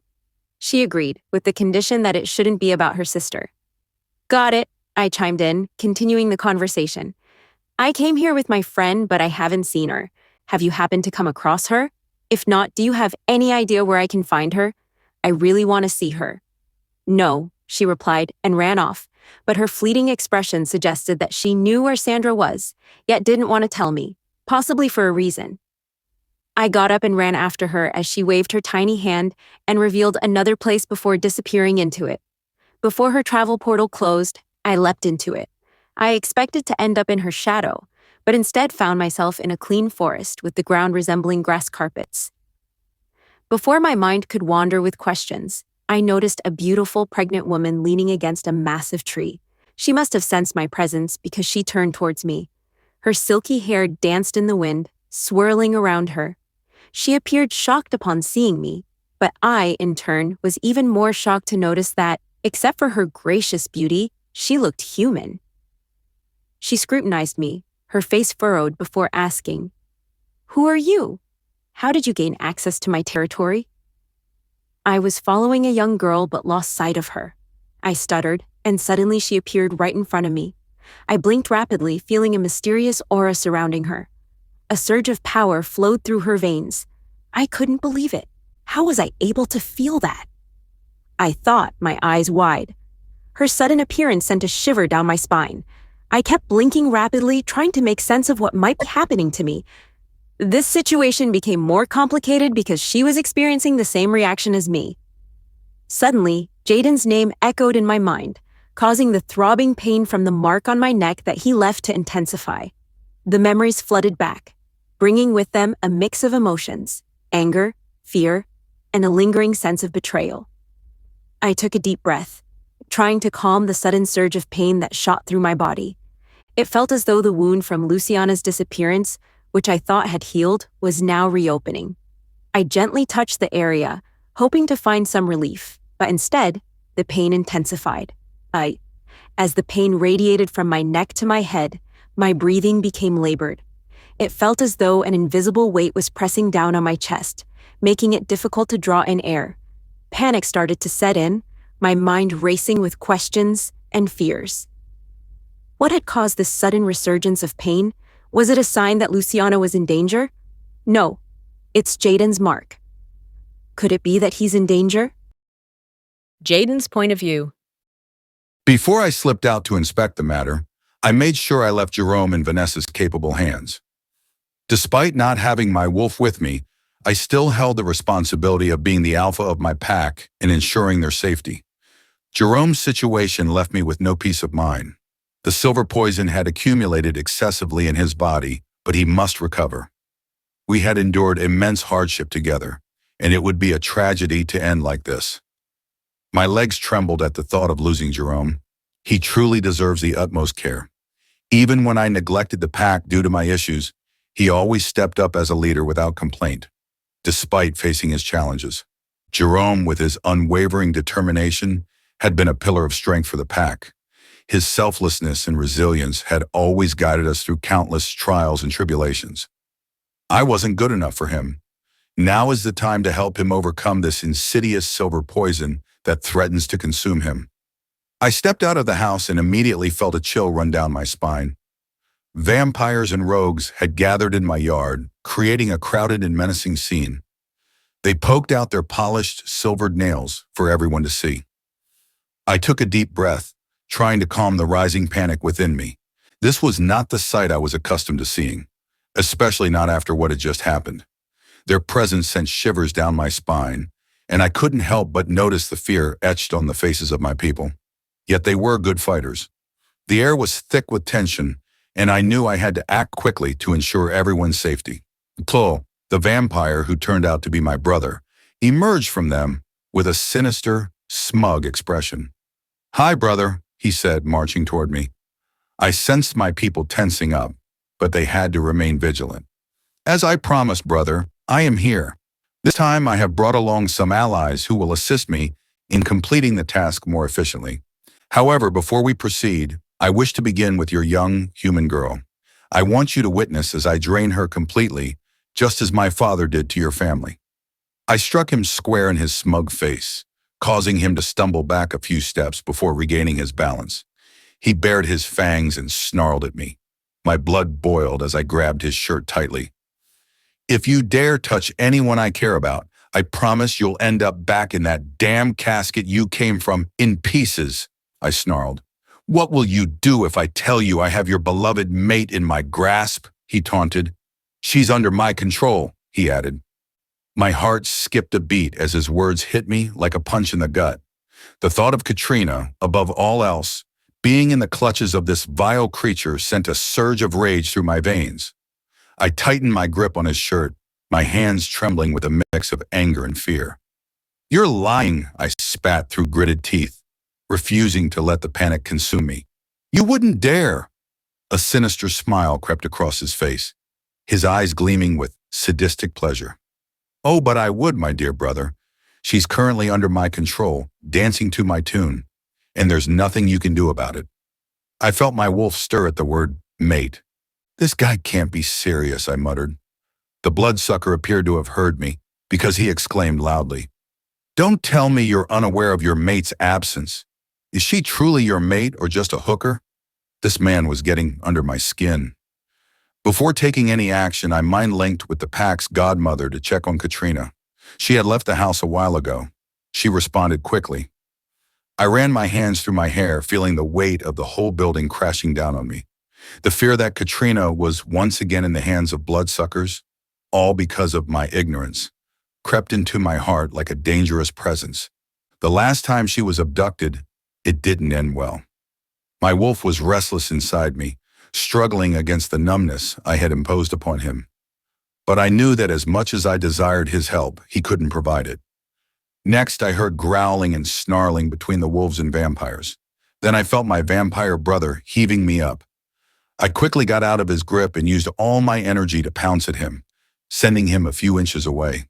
However, as expected, he effortlessly flew into the air using his vampiric power, his eyes radiating hatred. I patiently waited for his attack, but instead he swiftly grabbed one of my wolves, sank his fangs into him, and ripped off his head. With a satisfied look, he shifted to another pack member, ready to crush him too, but I couldn't allow it. Despite my wolf being asleep, I still possessed some powers. I dashed over and positioned myself between my pack member and the blood-covered vampire just before he could touch him. His tinted nails scratched my skin, causing a small but painful jolt that traveled from my skin to my veins. He forcefully grabbed my face, forcing me to look at him. "You don't have your wolf with you, brother, do you?" He didn't give me a chance to react as he continued, "Now watch how my men and I demolish your pack." With that, he disappeared from my sight and joined his crew. I didn't hesitate. I joined the battle. With a surge of adrenaline, I lunged forward, my instincts taking over. The chaos of the battle surrounded me as my pack clashed with our enemies. The air was filled with the sounds of snarls, growls, and the clash of teeth and claws. I focused on my opponents, my eyes scanning the battlefield for any signs of danger. The scent of blood and sweat mingled in the air, fueling my determination. My muscles tensed, ready to strike, as I sought out my brother, who had my delta in his clutches, ready to kill him. As I fought through the skirmish, I lashed out at my brother and fought him off my delta. I managed to drop him to the ground and pinned him. "I've got it from here," I said to my delta. With a nod, he disappeared to assist others. My brother struggled to escape my grip, but I held on tightly. "If you have a problem with me, why involve innocent people who know nothing about this?" I asked, my jaw clenched. "Now, where is Katrina?" I inquired, my anger evident. "I'm not stupid enough to answer that," he replied, sniggering before poking me in the eyes. As I struggled to regain my sight, the agonizing howls of dying wolves filled the air, causing my heart to jolt with guilt. Finally, my vision cleared, but when I attempted to stand, a surge of pain shot through my right leg, causing me to stumble back to the ground. I closely examined my leg and was shocked to see a deep silver cut. Asterisk, how did I not hear it?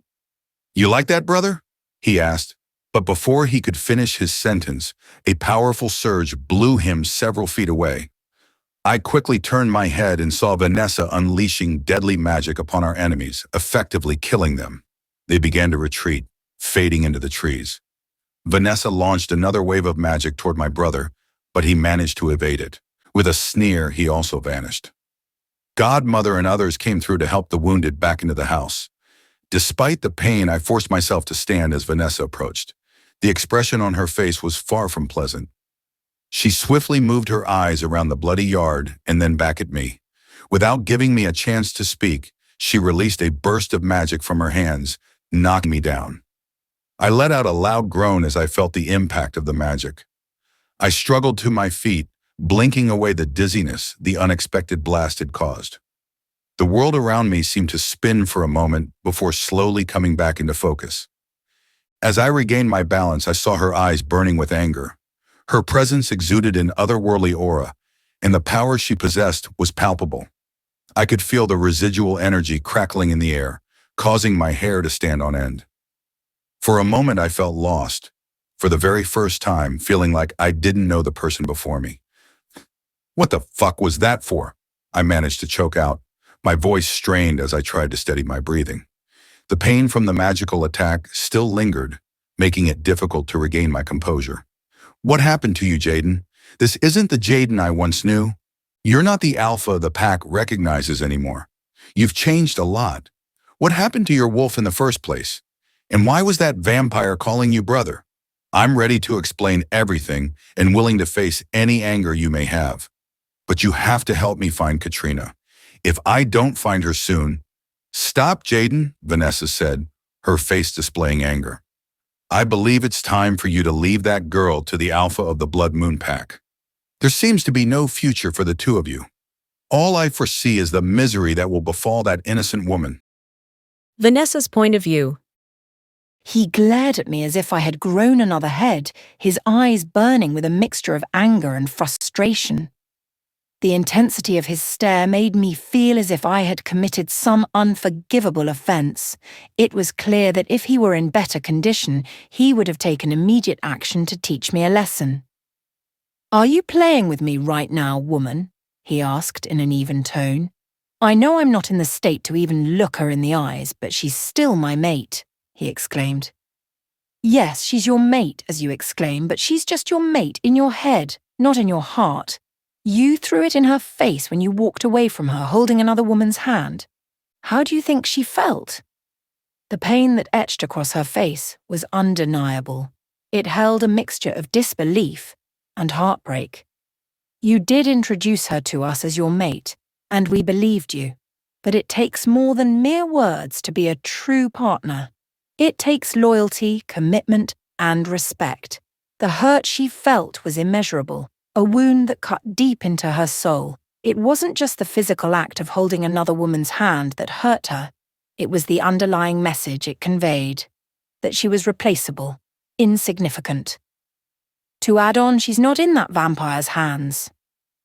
"Now, if you'll excuse me, Alpha, I must return to the house before we lose another member." I excused myself and made my way carefully back inside, heading straight for my bedroom. There, I swiftly and cautiously combined various herbs, making sure to add the final magical touches. Once finished, I proceeded to the basement where everyone was gathered. There were a lot of injured members, and I could not handle them alone. I enlisted 4 healthy members, provided them with herbs, and instructed them on how to use and apply them. As they set out to tend to the wounded, I couldn't help but feel a wave of exhaustion wash over me. The stress and physical exertion had taken their toll, but there was no time to rest. I pushed through, fueled by the determination that I was making a difference. After a long time of tirelessly attending to the injured, my body grew weary, and my mind yearned for respite. Yet I couldn't ignore the nagging worry that had settled in my heart. I pushed the elevator button and slipped inside, my mind wandering to the things I said to Jayden. Was I too harsh on him? I quickly stopped the elevator from closing when I saw him limping towards it. I waited for him to enter, but he just stood there and asked about Jerome's condition. "Will he be fine?" he asked, hope flickering in his eyes. "I can't give you the answer yet, Jayden. You saw how much silver was in his body. If it were an ordinary wolf, they wouldn't have made it to the pack house alive. I worked on him, so we have to wait and let the magical herbs take their course. You don't look good yourself. Let's get you treated. Don't mind me. I need to do the burial preparations before the sun goes down. Do you know how you look right now? You're in a state of constant decline, with no chance of recovery if you step away for even a second. Let me get you treated first." "It won't be long," I said, but he was adamant about not letting me assist him until he completed his tasks.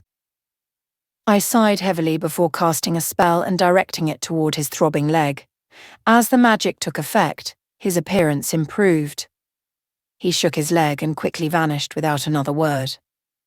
When I reached my room, the first thing I did was check on Jerome. As I gently brushed my fingers against Jerome's pale skin, I could feel the coldness that had settled within him.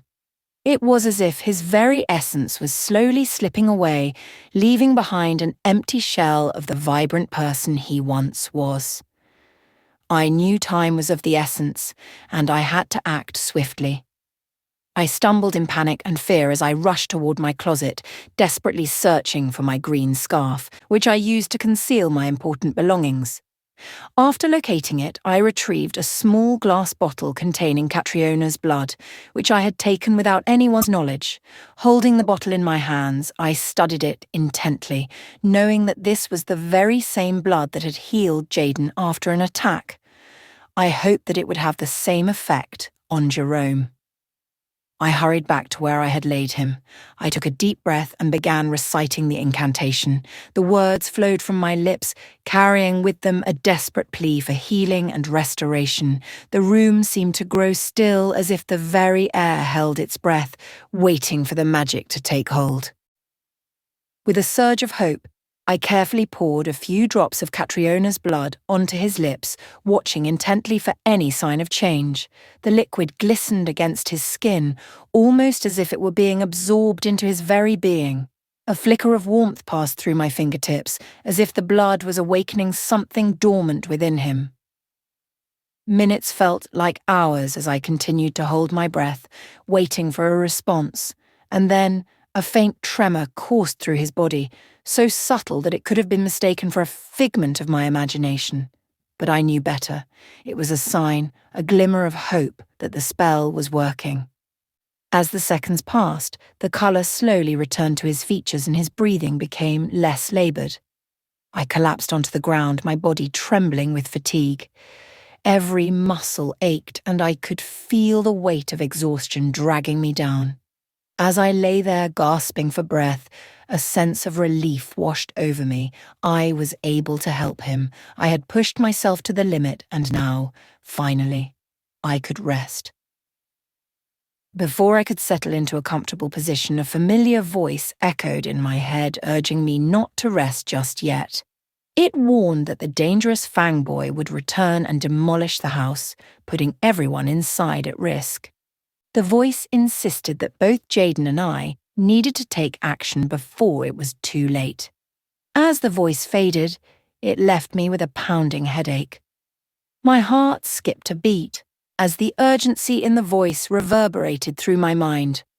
I knew exactly who it belonged to, Catriona's spiritual guardian. The words carried a weight of impending danger, making my muscles tense and my mind race. Without a second thought, I jumped to my feet, adrenaline coursing through my veins. The urgency in his voice left no room for hesitation. I had to act quickly to protect everyone in the house. When I reached the main living room, I found no one. It was clear they were aware of everything that was happening, and it was certain they were all huddled in their rooms. This was actually a relief, as it allowed our minds to be at ease. As I opened the door to go outside, the strong smell of fresh blood hit my nostrils and made me feel nauseous. I stopped for a second, breathed in and out, before I made my way toward where Jayden and the others were gathered. The cremation was already underway. Everyone was present, watching in agony as the fire slowly burned out. It was customary for them to remain there for hours, until the fire was completely extinguished. This had always been their way of respectfully bidding farewell, led by their alpha. I quietly made my way through the crowd until I reached Jayden. "We need to talk immediately," I whispered urgently. "It's about the safety of the pack," I added, anticipating his objection. He glanced at the raging fire and reluctantly agreed to follow me. Once I had reached a safer distance, I got straight to the point. "You need to prepare the men. That vampire is going to come back with full force." "I'm aware of that," he replied. "All right, so what's your plan then?" I asked. "Great." He raked his messy, dirty hair before continuing. "I want to send my people off properly before we make a plan. Thanks to you, he won't be back now.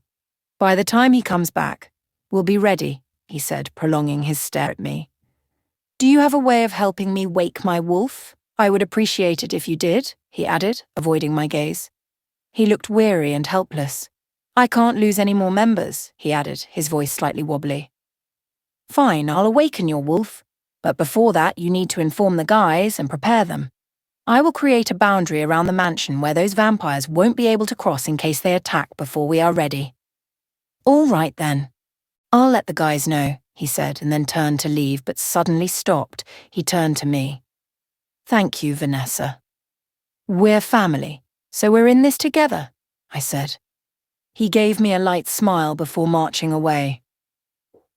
I walked to the center of the mansion compound and created an invisible circle. Stepping into the circle, I closed my eyes and concentrated. I channeled the magic from the circle into my hands, lifting them to form a boundary.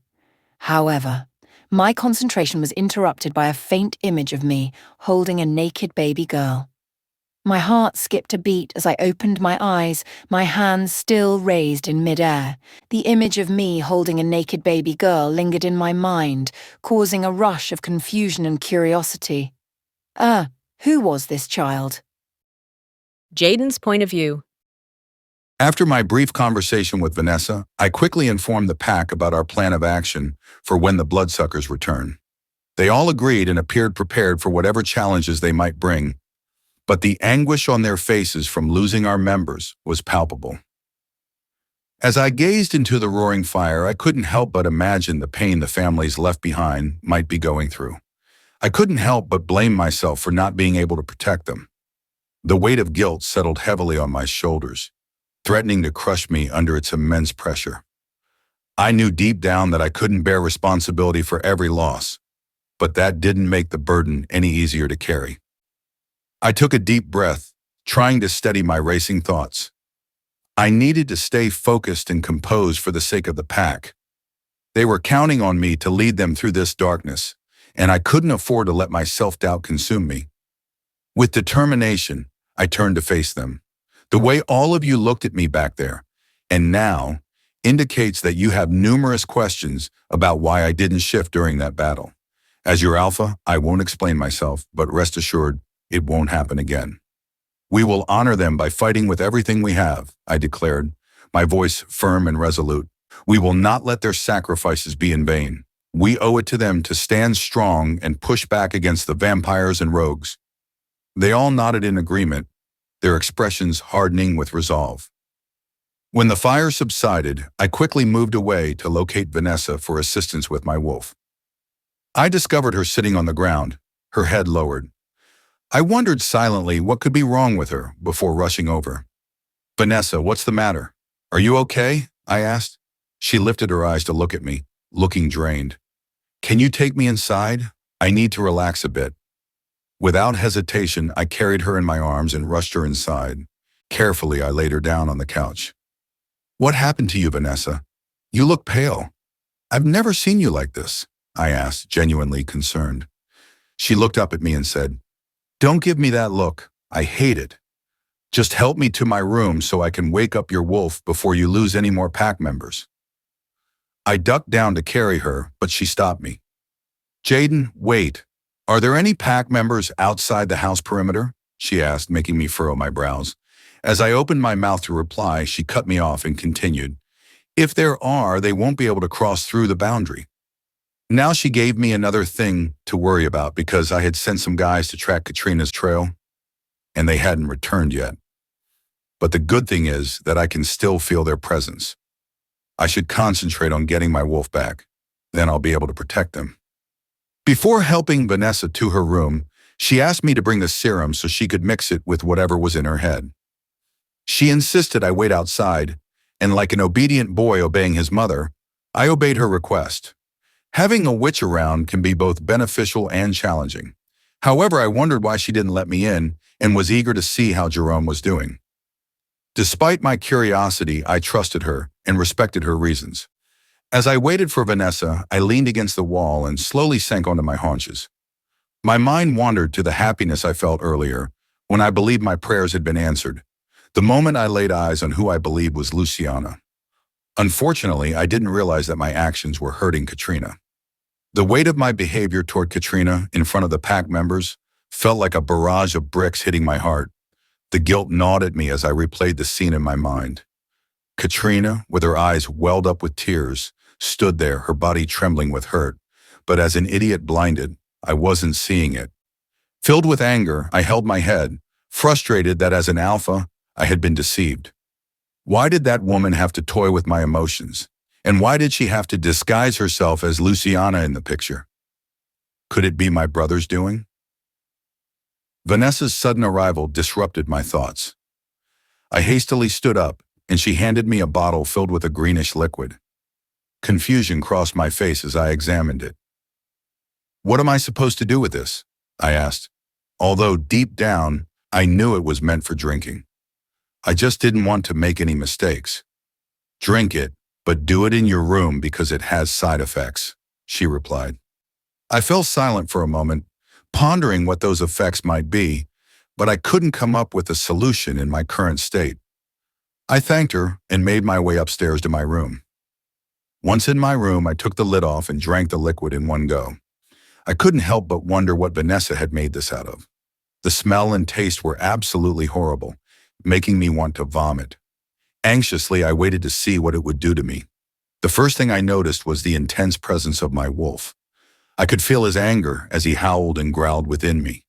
The impact of his power was so strong that it felt like my bones and veins were on the verge of bursting at any moment.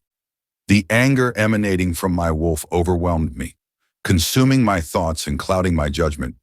It was a raw, untamed rage that I struggled to control. My fist clenched and my jaw tightened as I resisted the urge to let it consume me completely.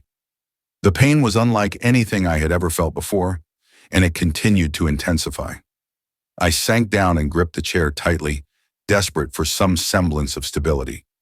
The room around me seemed to shrink, the walls closing in as my wolf's anger seeped into every corner. I could hear the sound of my own heartbeat pounding in my ears, matching the rhythm of the fury coursing through my veins. It was as if a storm had erupted inside me, and I was caught in the eye of its destructive power. My vision blurred as I struggled to maintain control, my wolf's primal instincts threatening to take over. I knew I couldn't let that happen. The consequences would be dire. But with each passing second, the pain intensified, pushing me closer to the edge of my sanity. I closed my eyes, attempting to shut out the world and find solace in the darkness. But even in the depths of my mind, the anger raged on, its flames licking at the edges of my consciousness. It was a battle I couldn't escape, a battle I had to face head-on. "Beast, please stop whatever you're doing," I said through clenched jaws. "If you're punishing me for what I did to you, I apologize." The moment the words left my lips, I felt his anger dissipating, his fiery tendrils retracting and retreating. I felt him transforming into a cool, gentle breeze that swept away the pain, leaving behind a sense of calm and serenity. The chair creaked as I released my grip, my knuckles aching from the strain. "Are you feeling better now?" I asked, but he didn't respond. I took a deep breath and stood tall, my shoulders squared and my posture strong. I was about to head back to my people to finish some unfinished work when suddenly my stomach growled loudly, resembling colicky cramps. The pain became unbearable, causing me to quickly rush to the toilet. So, after leaving the toilet, I quickly showered to get rid of the stench. Once I was dressed, I went downstairs to check on everyone. Most of them seemed fine, but the students appeared to be in distress. However, I decided to address their issues later, once the chaos had subsided. One of the men I had sent out for a task contacted me via MeanLink. His voice seemed uncertain. I went to the other side of the house only to find more of the ones I sent, standing there staring blankly into the air, taken aback. Their once stunned faces changed when they saw me approaching. "Alpha, we can't pass through," they said in unison. "Hold on, I only sent out 2 people. Why are there 8 of you?" I asked, walking closer to them, but unexpectedly colliding with an invisible wall. The shock on their faces intensified as they tried to explain what I had just experienced. "You see that? That's what we were trying to explain," they said. "Don't make a fuss. I know what it is," I said, silencing them. "It's a barrier that Vanessa created to prevent the vampires from reaching us. However, she didn't mention that it comes with its own set of terms and conditions." I turned to the ones I had sent. "So what's the news?" I asked. "We followed her scent but couldn't catch sight of her. However, we came across the Blood Moon Alpha's car abandoned in the middle of the road, leading us to believe that he went after her." My wolf stirred before I heard him speak. "I can't believe that bastard is with my mate. I should have been the one by her side, protecting and comforting her when she's scared. This is a bitter pill to swallow, but I have to admit that he will protect her. He will never let any danger come her way." Without adding to my wolf's words, I turned to the guys. "I'll go get Vanessa to see how she can help you through." "But stay alert," I said, and began to walk away, when my wolf broke his silence again. His words hit me like a lightning strike. "When everything ends, fetch Katrina and break the mate bond. Catriona's point of view. As I continued to whine in pain, this beautiful woman I had just met came to my aid. She gently guided me down onto the grass and placed her hand on my neck, where the pain was emanating from. "Breathe in," she said, and then started murmuring small words. After a few moments, I began to feel the pain dissipate, replaced by tiny shimmering sensations. As she removed her hand from my neck, she collapsed sideways, panting heavily as if she had just run a long distance. Concerned, I turned to her and asked if she was all right. She waved her hand dismissively, indicating that she just needed a moment to relax. "I just need a moment," she said. I laid down facing her. "What do you think you're doing?" she asked. "First of all, thank you for your help. For a moment, I felt like I was dying." "I shouldn't have done that," she said, cutting me off. She slowly got up and sat upright, and so did I. "Get out of here," she said in a dead serious tone. "Did I do anything wrong?" I asked, puzzled. "I said go.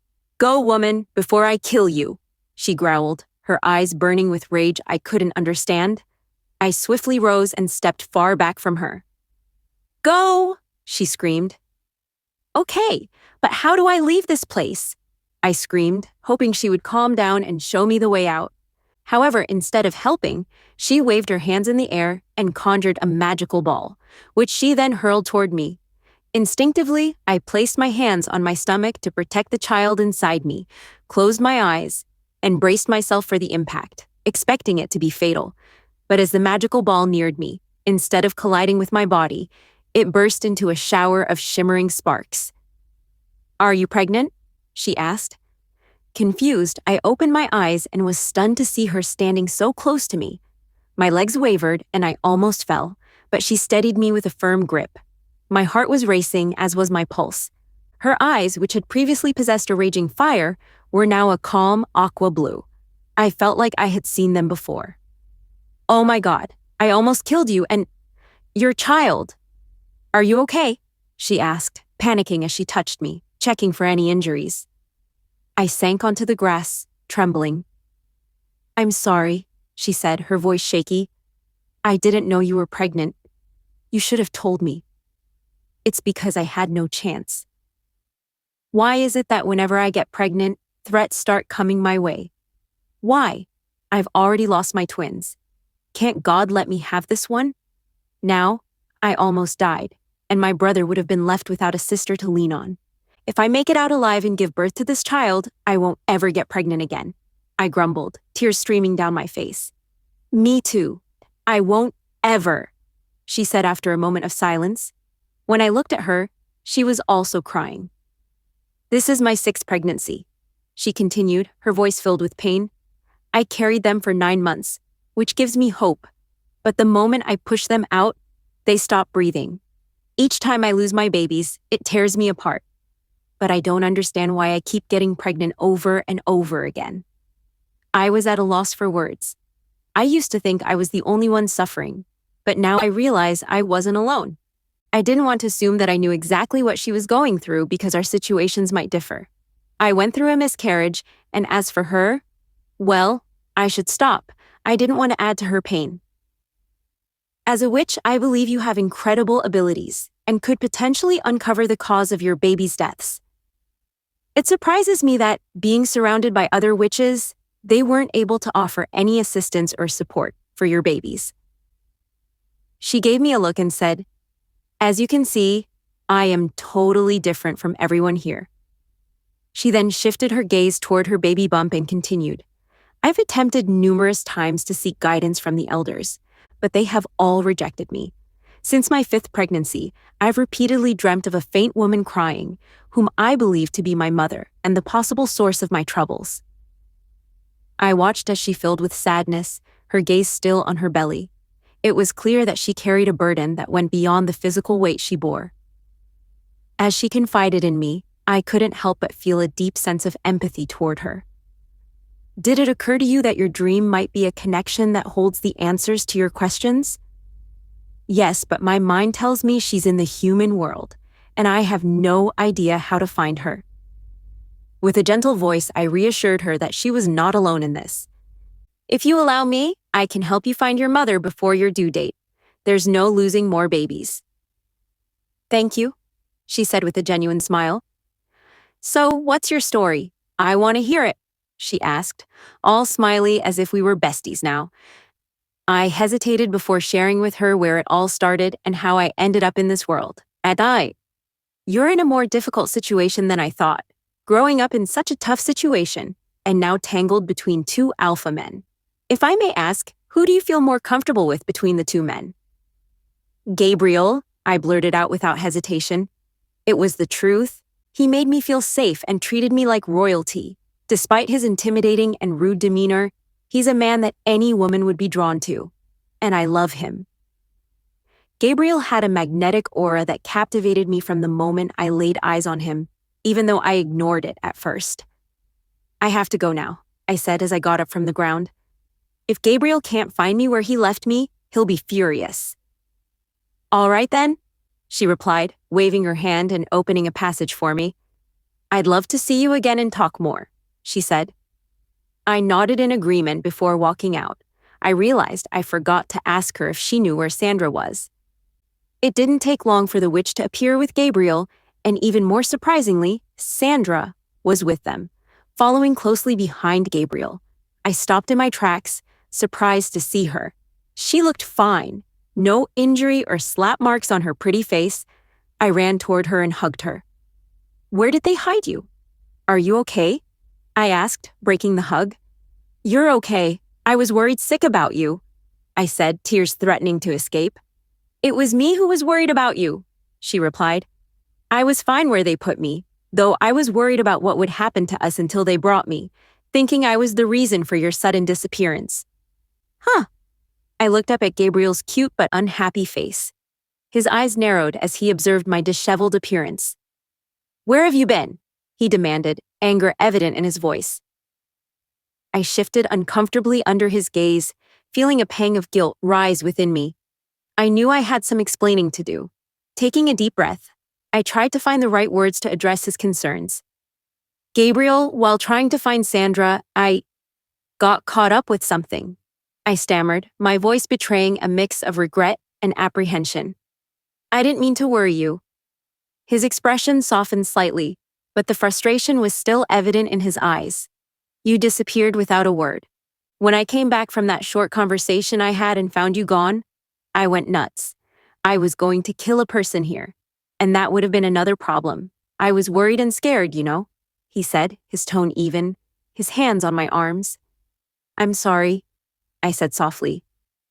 Our bodies were too close as we stared into each other's eyes with affection. The world around us seemed frozen, leaving only space for us to breathe and love each other. In a swift and sudden movement, Sandra wedged herself between Gabriel and me. She's my alpha's mate, which means you have no right to touch her, Sandra exclaimed. In the absence of my alpha, it is my duty to protect his mate from alpha scumbags like you, she raged, like she had something on him. Sandra, you need to chill down. Let's talk for a moment, I said to her, after sensing the unsettling tension between them. I held her hand, trying to drag her away, but she was too stiff to budge an inch.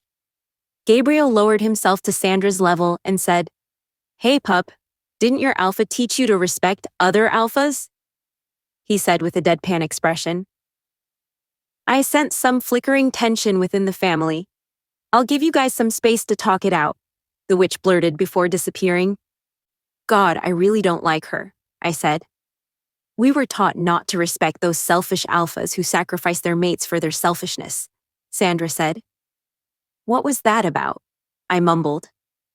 I noticed a change in Gabriel's expression, and I knew he was about to put her in her place. However, I couldn't let that happen.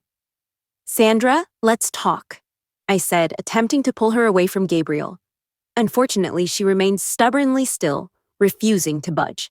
I could feel the tension in the air as Gabriel's gaze intensified, his jaw clenched tight. It was clear that he was fueled. Sandra, let's talk, I repeated, my voice calm yet firm. I reached out a hand again, gently tugging at her arm, trying to coax her away from Gabriel's looming presence. But she stood her ground, her eyes fixed on him, a mix of defiance and apprehension flickering across her face. I was now getting frustrated. "I don't know why you're acting this way, but you need to stop and listen to what I have to say," I snapped, pulling her attention to me. "Gabriel is my mate too. I have no idea how it happened, but I found myself mated with 2 men, and Jayden knows about it," I said. "You can't be serious, Katrina. This man is a monster. He murders his mates." Hands in shock as Sandra's words hit me like a ton of bricks. "He murders his mates." The weight of her statement overwhelmed me, leaving no room for coherent thoughts.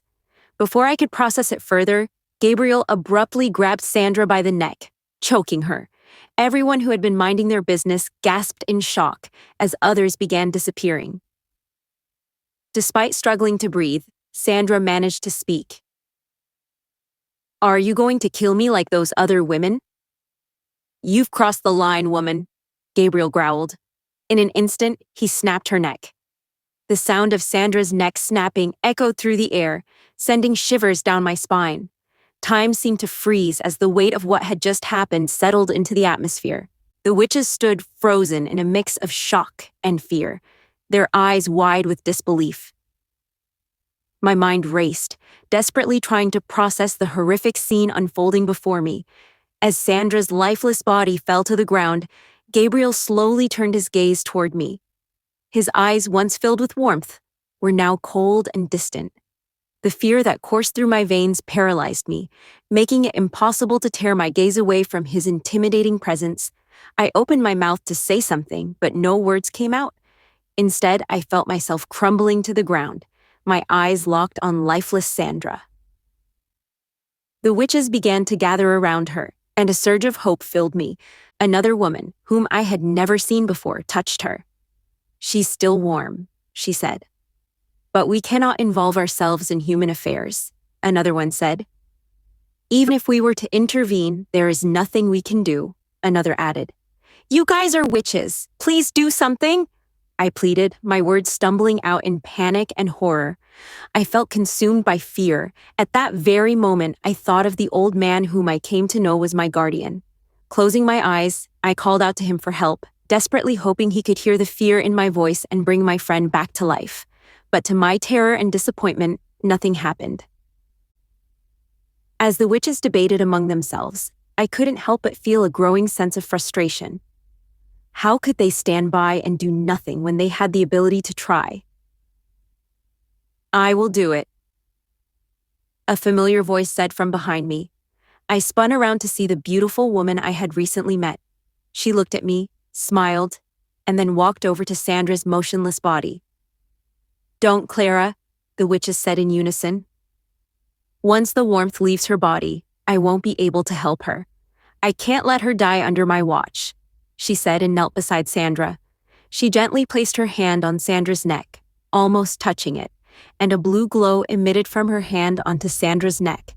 After about 3 minutes, she brought her other hand to Sandra's forehead. Within another 3 minutes, Sandra's eyes fluttered open, and she looked around in confusion. I rushed to her, embracing her tightly. "You're back!" I cried, my voice trembling with relief. Sandra broke the hug, puzzled.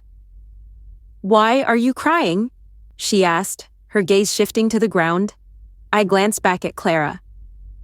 "I had to erase that incident from her mind," she explained. Sandra rose, and so did I. My legs still felt weak from the shock. Thinking about the shock, I scanned the area for Gabriel, the troublemaker, or what should I call him now? He was nowhere to be found. Before I could dwell on it further, a sudden commotion among the witches diverted my attention. It was Clara. She had passed out and looked pale. Just as I was about to approach her, the witches carried her away and disappeared. Did she get into that condition because of Sandra?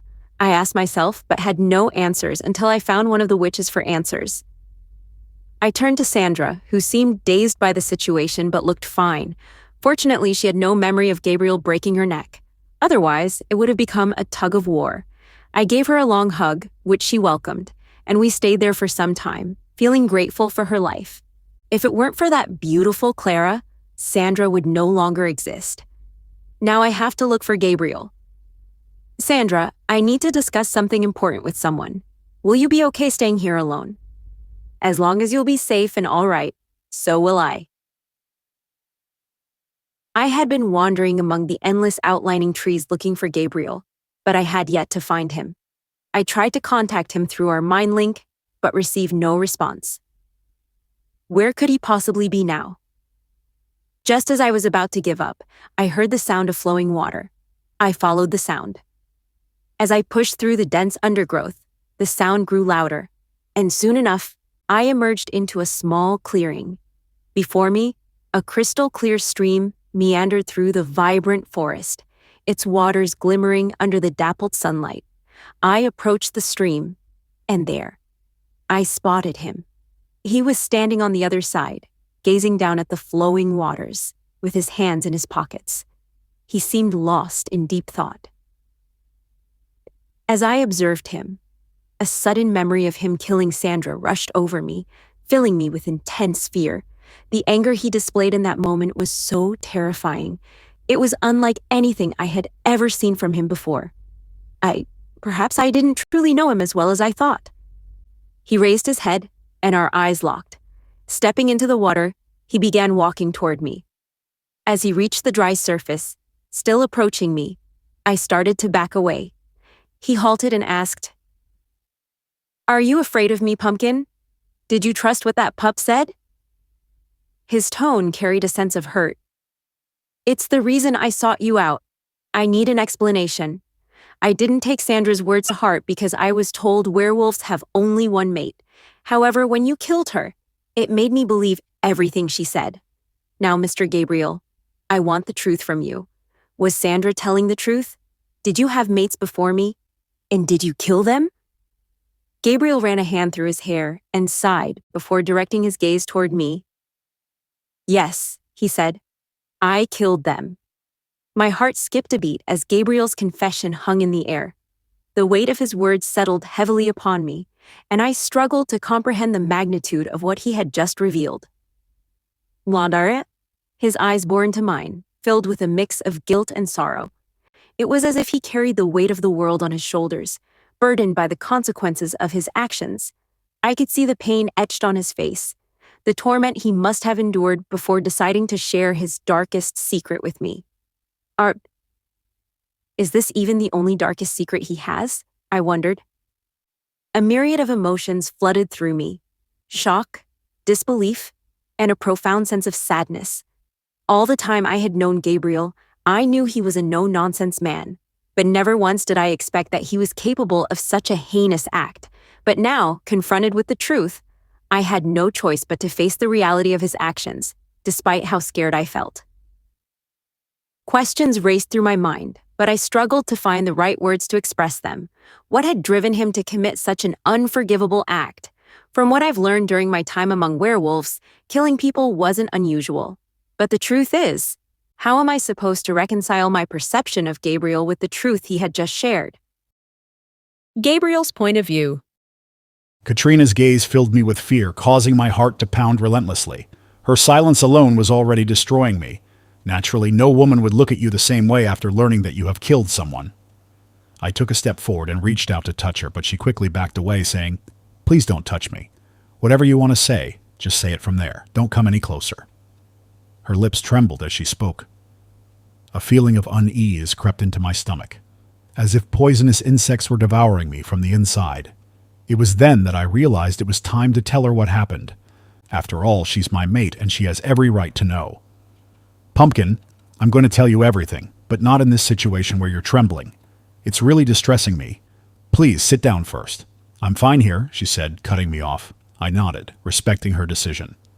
Due to my prolonged search for my mate as an alpha, I was deemed unfit for important meetings and events in the werewolf programs.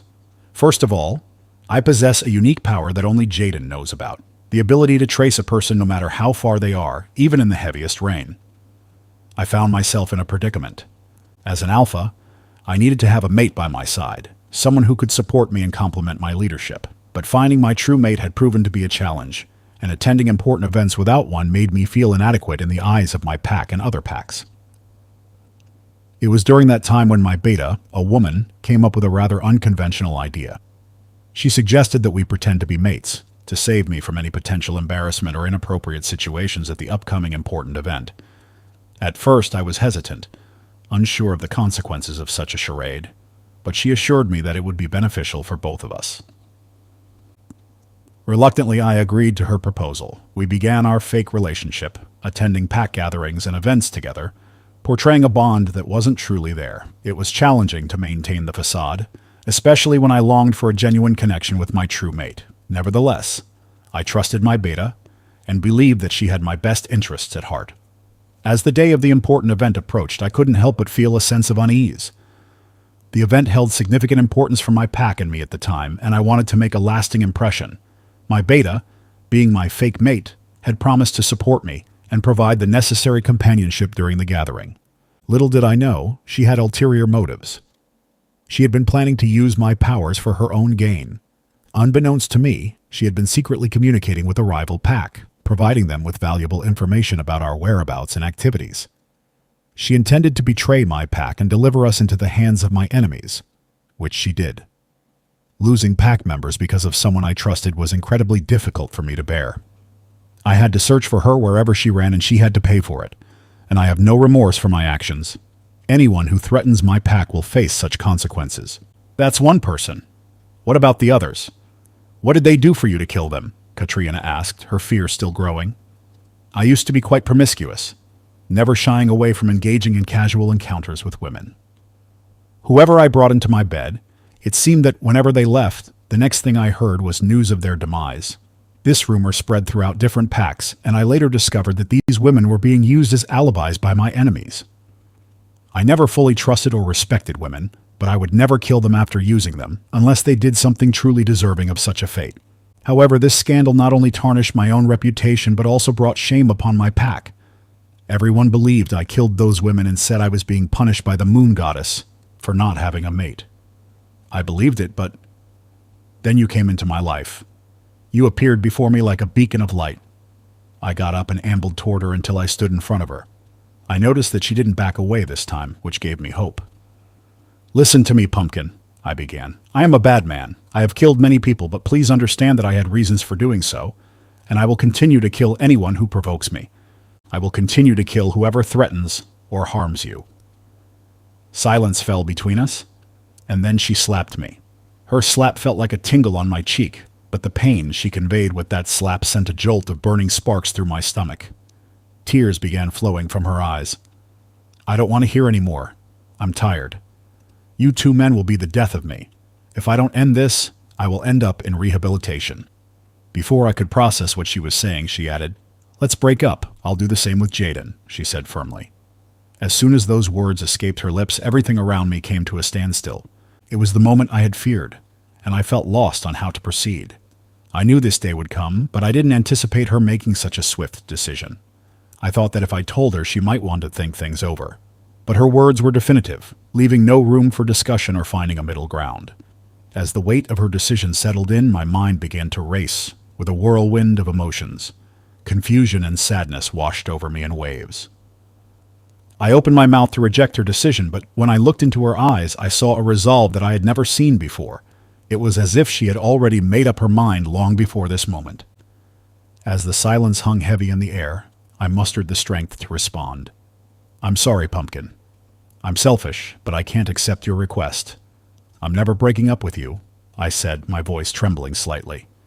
Please understand my situation. I may not be able to show it, but deep inside I'm suffocating. I need a break from both of you, she said through unshed tears. Please, Gabriel, she whispered. The tenderness in her voice only added to the pain already spreading through my chest. As silence descended upon us once more, an angry voice erupted from behind. There he is!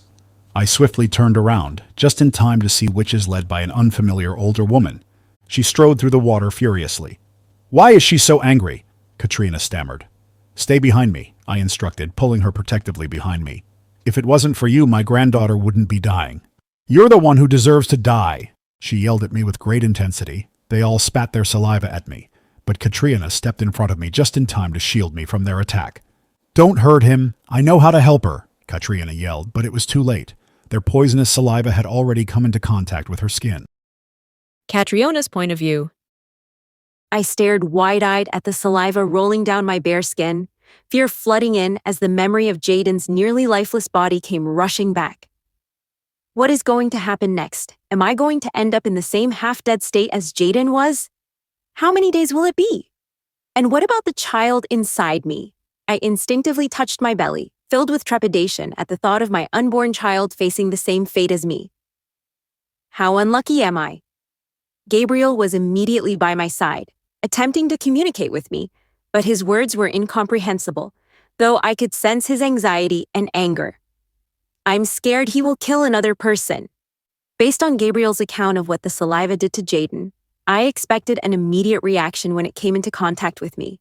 However, it took longer for the effects to manifest. Gradually, I felt my larynx becoming blocked, making it difficult for me to breathe. Desperately gasping for air, I clutched at my throat. Gabriel's grip was strong, and his rough yet concerned voice filled the air, urging the witches to take action before he resorted to violence. "Save me, please. Don't let anything happen to my child," I wailed inwardly, calling on that spiritual old man. Unexpectedly, I heard the deep, echoing voice in my head say, "We are here, child." Suddenly, my throat relaxed, and I gasped for a deep breath. I tightly gripped Gabriel's skin as I coughed. The witches fell silent, except for Gabriel, who anxiously asked if I was all right. "Pumpkin, you're scaring me. Talk to me. Are you all right?" he asked again, his eyes searching mine for any signs of distress. I looked up at his handsome face filled with worry, and for a moment I got lost in it. The way he looked at me with that caring, worried face made me want only him for life. I want to make a family with him. He's the one for me, I said inwardly, but then the memory of him killing Sandra flashed back. I jerked my hands off his body. "Are you okay?" he asked again.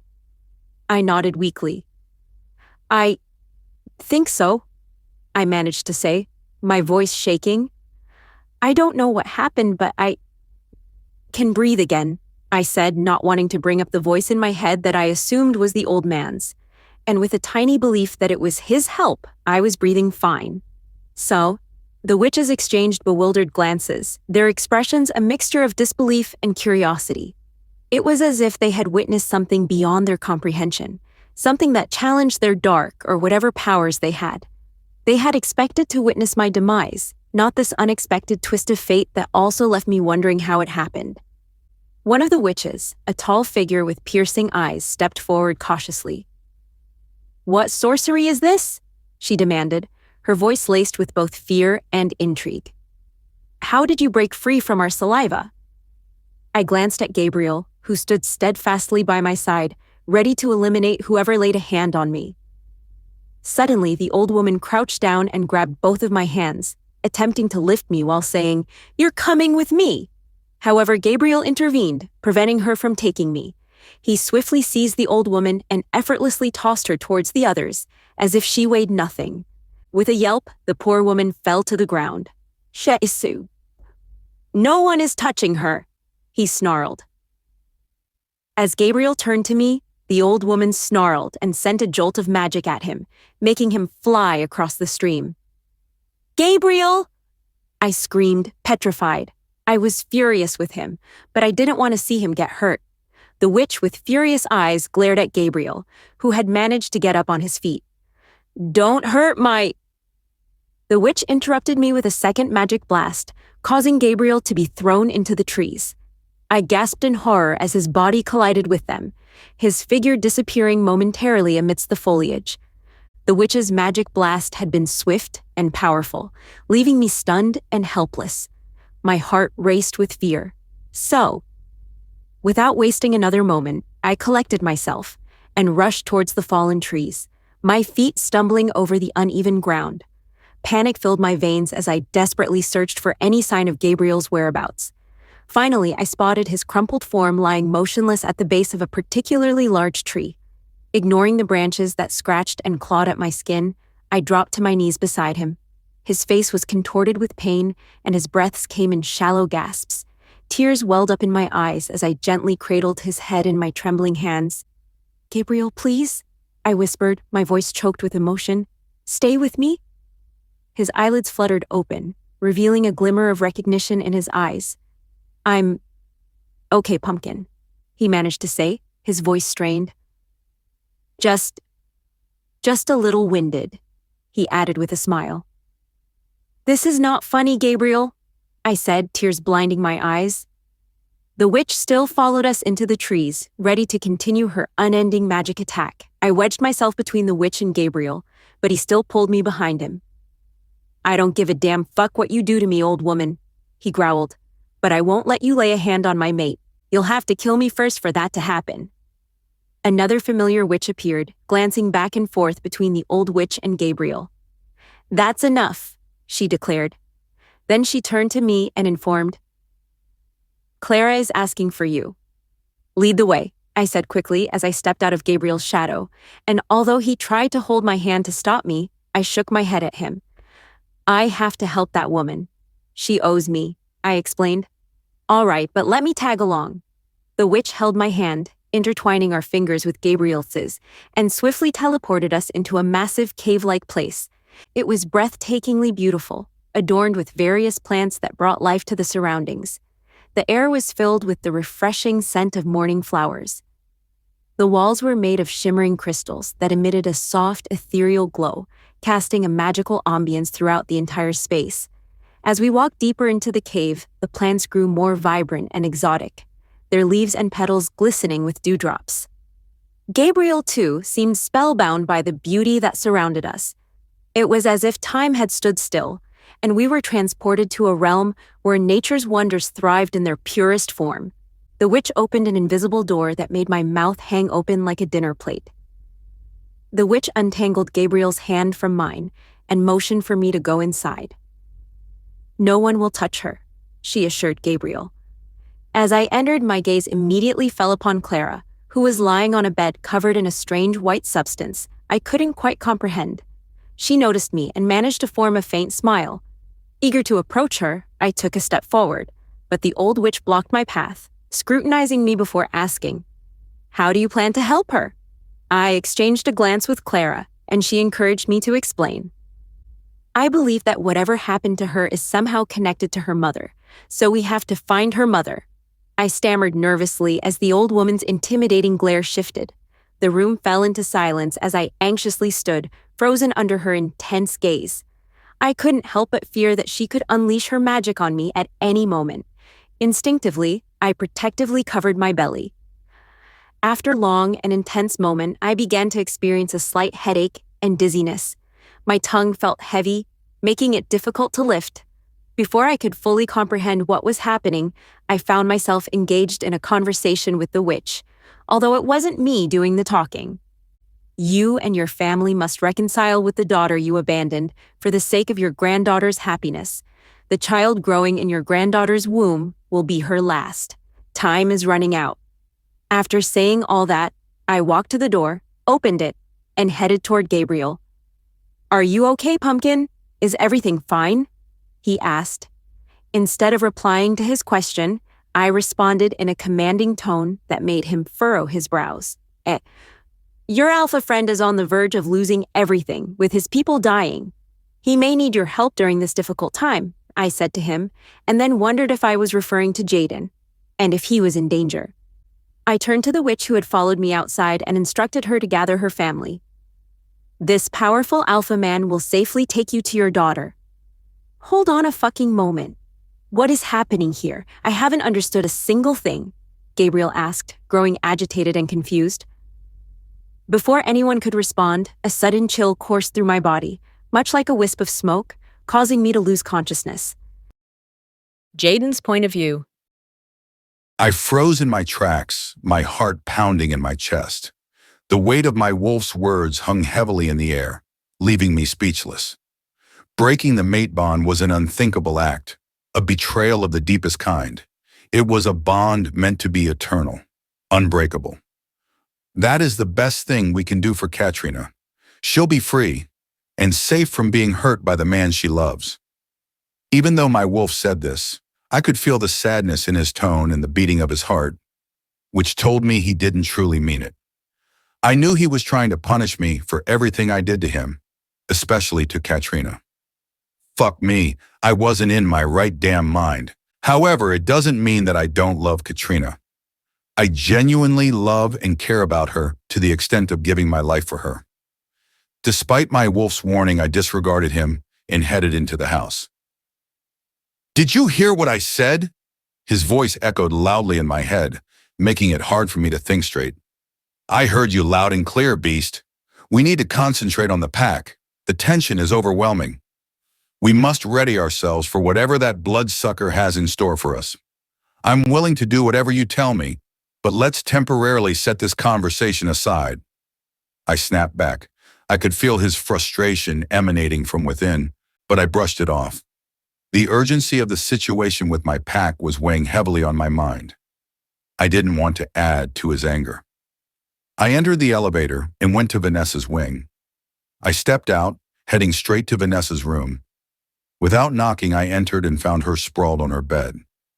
I quickly checked on Jerome. Thankfully, he seemed more alive.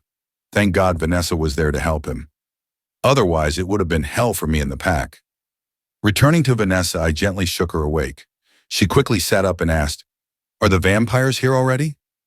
I felt sorry for waking her, as she appeared tired. She stood haggardly, walked past me, and examined Jerome while murmuring to herself. After that, she walked past me again and headed toward the door. I quickly reached her and grabbed her hand, stopping her from going any further. "Vanessa, you need to relax. The vampires aren't here yet. I apologize for waking you from your rest, but this couldn't wait." She gave me a questioning stare. I continued, "You set a boundary, but some of the pack members were out and cannot pass through." "Jayden, son, I remember telling you that no one would be able to get in if it got set. Is there a solution?" I asked urgently, my tone reflecting my concern. She ran her fingers through her long, wavy gray hair.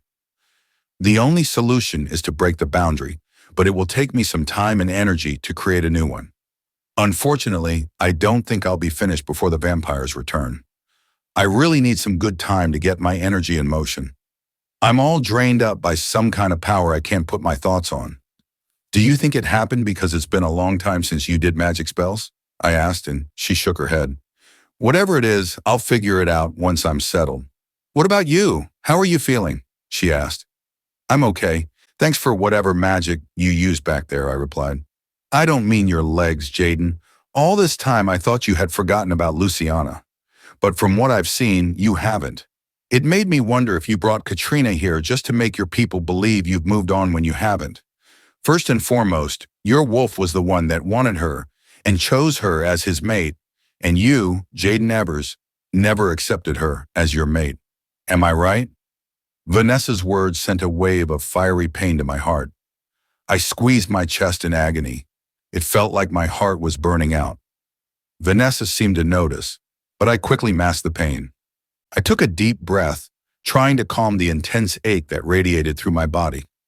The fiery pain ignited within me seemed to consume every ounce of my being, leaving me feeling hollow and utterly defeated. I clutched at my chest, hoping to alleviate the burning sensation that felt as if my heart were being consumed by flames. But no amount of physical pressure could ease the emotional torment that had taken hold of me. At this moment, my mind raced back to the time I met the gray-haired man who questioned the authenticity of my feelings for Katrina.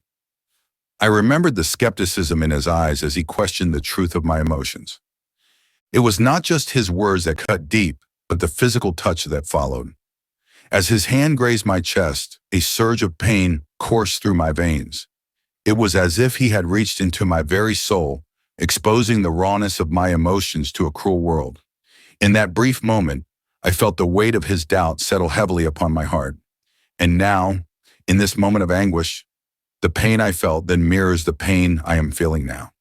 It is a pain born out of uncertainty and a longing for validation. "Jayden! Jayden!" Vanessa's voice calling my name snapped me back to reality.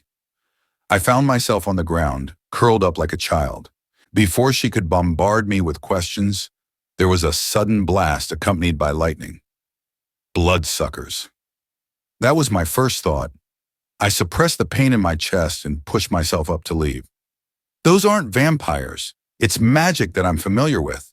And that sound, the boundary has been broken. Vanessa tried to speak, but I was already out of her room.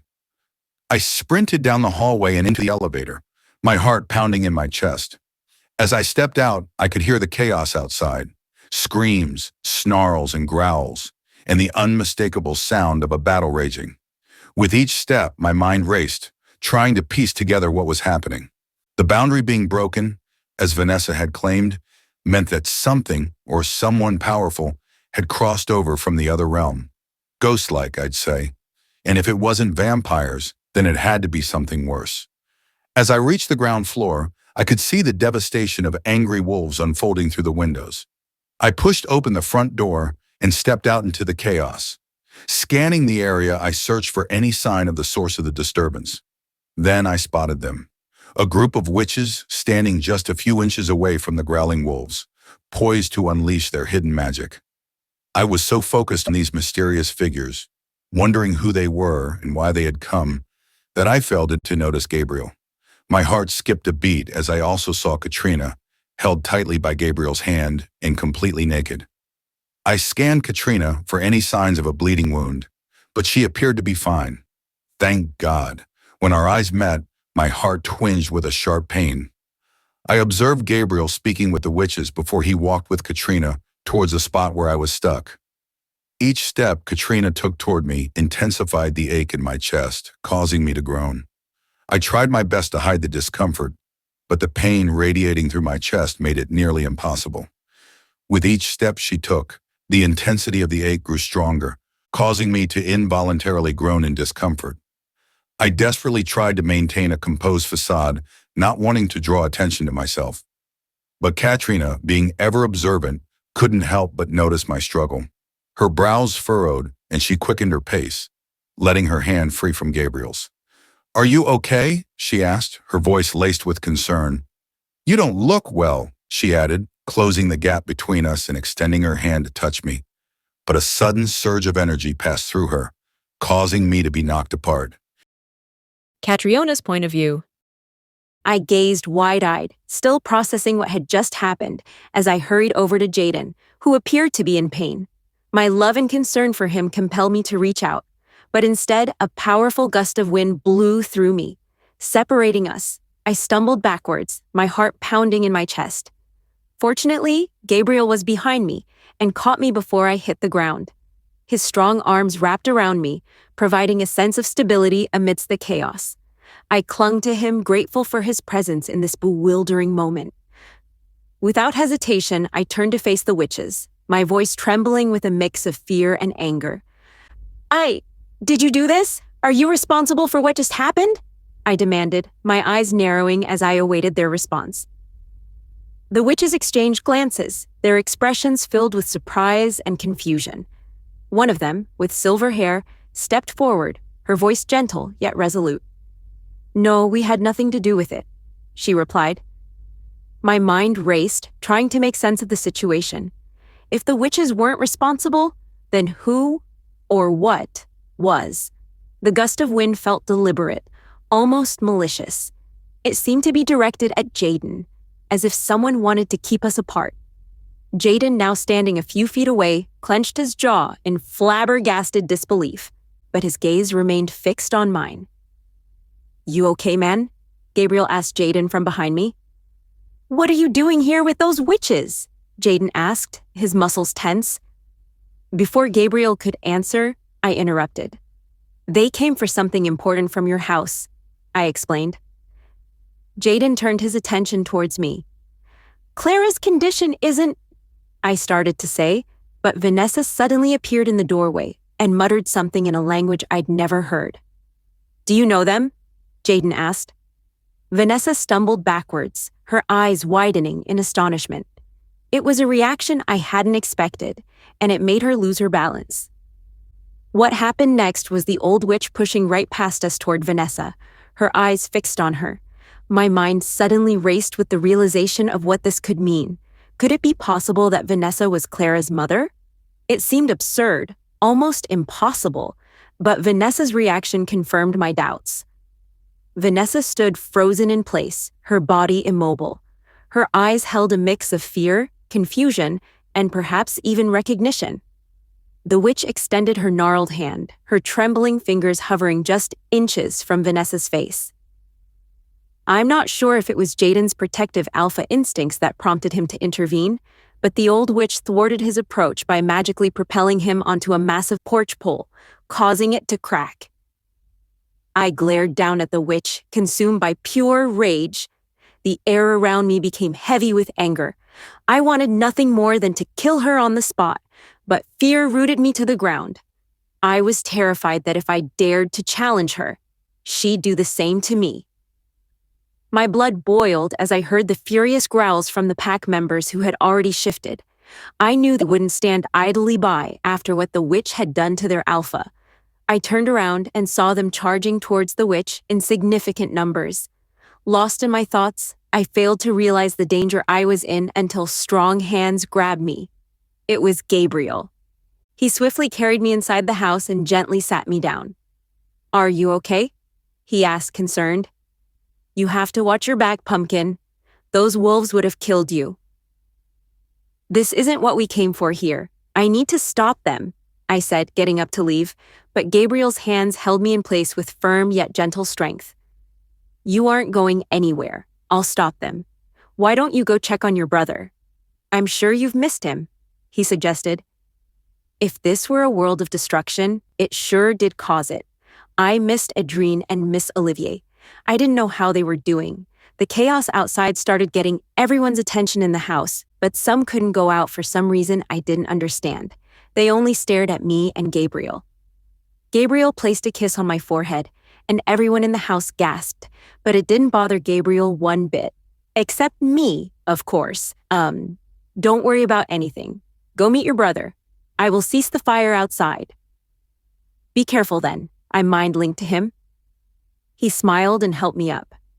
"I will, Pumpkin," he replied before disappearing out the door. Ignoring the disgusted looks from everyone around me, I proceeded toward the elevator.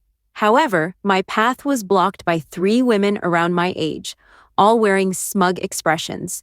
They stood there, arms crossed, forming a human barricade that seemed impenetrable. I took a deep breath, reminding myself to stay calm and composed. It was clear they were intentionally trying to provoke a reaction from me, but I refused to let them succeed. I wasn't about to let their negativity affect me. With a polite smile, I asked, "Excuse me, could I please get through? I need to catch the elevator." One with red hair uncrossed her arms and stepped forward. She looked me up and down disgustedly and then spat on me, making others laugh as if it were amusing. "Why should we let you through, little slut?" she sneered. She bent down to my level and looked me up and down again. Then she said, "Is our alpha's dick not enough to satisfy you that you decided to fuck another alpha?" I was taken aback by her words, but I managed to respond. "Hey, don't speak about things you don't know. Just let me through because I don't want to fight with you." As if I had mocked her, she opened her mouth to speak again, but a voice from behind me interrupted her. "If I were you, I wouldn't mess with her. Let her go for the sake of your life." I didn't bother looking back because I already knew who was talking, Eliana. The 3 women turned to face Eliana, questioning her motives. "Why do you care about her? Didn't you say she caused your grandmother's death? Have you already forgiven her?" I felt suffocated as her words pierced my heart like thorns. Does everyone in this house believe I killed her grandmother? "If you don't want to end up like my grandmother, then let her go," Eliana said. "I won't." "What are you going to do?" the redhead replied defiantly. "Can you handle it if I mind-link the alpha and inform him about how you all are mistreating his mate? Do you think any of you could last even a minute once he receives that information?" This seemed to register with them as they stepped aside for me. I entered the elevator, and Eliana followed. We rode up in uncomfortable silence until she stepped out. I continued up to Jayden's bedroom and quickly changed into clean clothes. As I made my way to another wing where my brother was, my thoughts drifted to Jayden's people. From the first day I met them, they never welcomed me. I always held on to the hope that one day they would like me and accept me, but now I realize that it will never happen. The elevator dinged and the doors opened. I slipped out and headed to Miss Oliver's room, hoping for a warm welcome from my brother, only to find him in a deep sleep. I gave Miss Oliver a big hug, feeling a little better. "I missed you guys," I said. After a moment, Miss Oliver broke the hug and motioned for me to sit on the bed. "You don't look well, child. Is something troubling you?" "A lot has been happening lately, Miss Oliver." "Is it about your boyfriends?" she asked. "Well, it's related to them. I've concluded. I'm ending my relationships with them." "What happened? Did they do something to you?" she asked, concerned. "It's not that, Miss Oliver. It's just that I've realized that I'm not the right fit for either of them. Ever since I came into their lives, things have been chaotic. So, I'll consider it a positive dream, where I learned about love. But now I have to wake up." Gabriel's point of view. After ensuring Katrina's safety indoors, I ventured out to mediate the conflict between the witches and Jayden's enraged wolves. I never anticipated being struck by the witch's wrathful magic, which was originally intended for Jayden. The impact left me clutching my chest tightly as if it might burst open. I remained on the ground for several minutes, groaning in pain. Although the temptation to shift and violently retaliate was strong, I knew I had to remain calm. Feeling frustrated, I took a deep breath and confidently approached the wolves and witches, positioning myself between them with a dominant demeanor. "You all need to calm the fuck down," I assertively stated. Surprisingly, everyone except Jayden stopped. He angrily trotted over to me, snarling in my direction. "You dare bring unknown witches to my house and give orders to my pack? Who do you think you are?" he said, his voice guttural. "Trust me, I wouldn't mess with bringing witches to either pack. They're here for someone," I replied. Just as I finished, someone interrupted us. We both turned to look. It was Jayden's witch, still on the ground with shock written all over her face. Slowly, she got up on wobbly legs and approached us. "I know them, Jayden. They're my family. Please let them in. I won't let them hurt anyone." Just as she finished her words, Jayden shifted into his human form and snapped at her. "Are you blind? Haven't you seen what they've done? It's because you were charging at us," the old witch stated. "Let's stop this nonsense, Jayden. We need to have a serious discussion now. Once the witches are done with their business, they will leave," I said firmly. Jayden looked at his witch and said, "I will allow them to come in. However, if anything goes wrong, it will all be your responsibility." When everything seemed a bit steady, I dragged him away from everyone and explained everything that happened with Katriona and me, how she looked like she was possessed, and so on. Jayden didn't seem surprised. I furrowed my brows and said, "I see you're not surprised. Did you know about this?" "Is that why you brought me here?" he asked. "For Christ's sake, yes. I want to know everything that's going on in her life that I'm not aware of." The way she looked at me earlier was absolutely terrifying. It felt so unfamiliar, as if I was encountering a completely different person, someone who is out of my league. I don't know the full extent of it, but from what I understand, she is not an ordinary woman. It seems she is being closely monitored by spirits. From what I gathered, these spirits show no mercy to anyone who has harmed her, whether physically or emotionally. I was silent for a minute, recalling the moment when I was attacked by the red-capped men in the woods. Amid my consciousness, an old man appeared and rescued me from the pain. I wonder if he could be one of the spirits Jayden is talking about. "Gabriel!" Jayden called my name, snapping me out of my daze. "If you have nothing else to talk about, leave my pack. You're not needed here," he said. I snorted, feeling anger swirling inside me at the thought of Katrina being in danger because of him. "I can't leave my mate with you. Who knows what you'll do next? This is my pack. Whatever happens here isn't your business," he said through clenched jaws. "My mate lives in your house, so it's my damn business, Jayden, whether you like it or not. Furthermore, I no longer trust you. Do you think I'm not aware that you have never seen her as your mate? This lack of connection is the reason your people disrespect her. They do not sense the bond between their alpha and his mate. If you don't tell her the truth, I will." I was unable to finish my sentence as he abruptly punched me in the face, causing me to stumble backwards. Now this motherfucker just pressed the wrong button. It's so upsetting that he only thinks of himself. I clawed out my nails, ready to shift and teach him a lesson he'd never forget. But a tender voice, Katrina's, echoed from behind. "Is it true?" Jayden, who had half shifted too leisurely, spun around to face her. He started stammering her name, but she spoke over him. "I heard everything, Jayden. I want to hear it from you. Was it all fake? Did you never love me?" Was I never your mate? But you marked me here. She pointed at her neck. You told me it's an official mark of claim. Was it all a lie? Fuck. This is not what I wanted now, I cursed. The hurt and confusion on her face made my heart ache with guilt. Jayden attempted to approach her, but she snapped, stopping him in his tracks. I just want an answer, she persisted. Asterisk. Boom, asterisk. The sudden sound startled all of us. Vampires. As the word escaped my lips, I reacted quickly and rushed to Katrina's side, holding her protectively in my arms before Jayden could move an inch. He stared at Katrina for a moment before shifting into his wolf form and leaping away. Is it happening? Are the vampires going to kill us? Katrina asked, her voice filled with panic and fear. Holding her tightly, I made her look at me and reassured her. Don't worry, Pumpkin. I won't let them come near you. The sounds of shifting wolves filled the air, accompanied by their menacing growls. Is this what you were talking about? I mean the person inside you? I said to Katrina. I'm not sure, but I guess it is, she replied. All right, let's go to the front of the house and assess the situation. However, you should stay inside with your family, I concluded. As we took our first step, a vampire suddenly appeared, his fangs bared, targeting Katrina's neck. Without hesitation, I swiftly intervened, placing my arms between them. The vampire's fangs pierced through my arm, causing Katrina to scream in terror. Reacting quickly, I shifted into my wolf form, tearing off the vampire's head. I then shifted back to human form and rushed to comfort the frightened Katrina. As I held her in my arms, her trembling body gradually eased. I could feel her heart pounding against my chest as she clung to me, her tear-stained face buried in my shoulder. It's all right, Pumpkin, I whispered soothingly, gently stroking her hair. You're safe now. I won't let anything harm you. Taking a deep breath, I glanced down at the wound on my arm where the vampire had sunk its fangs. Dark blood oozed from the puncture marks, but I knew that my supernatural abilities would heal the injury in no time. The smell of vampires grew stronger, indicating their increasing numbers. Realizing the gravity of the situation, I pulled Katrina close to me, feeling her trembling body cling to mine.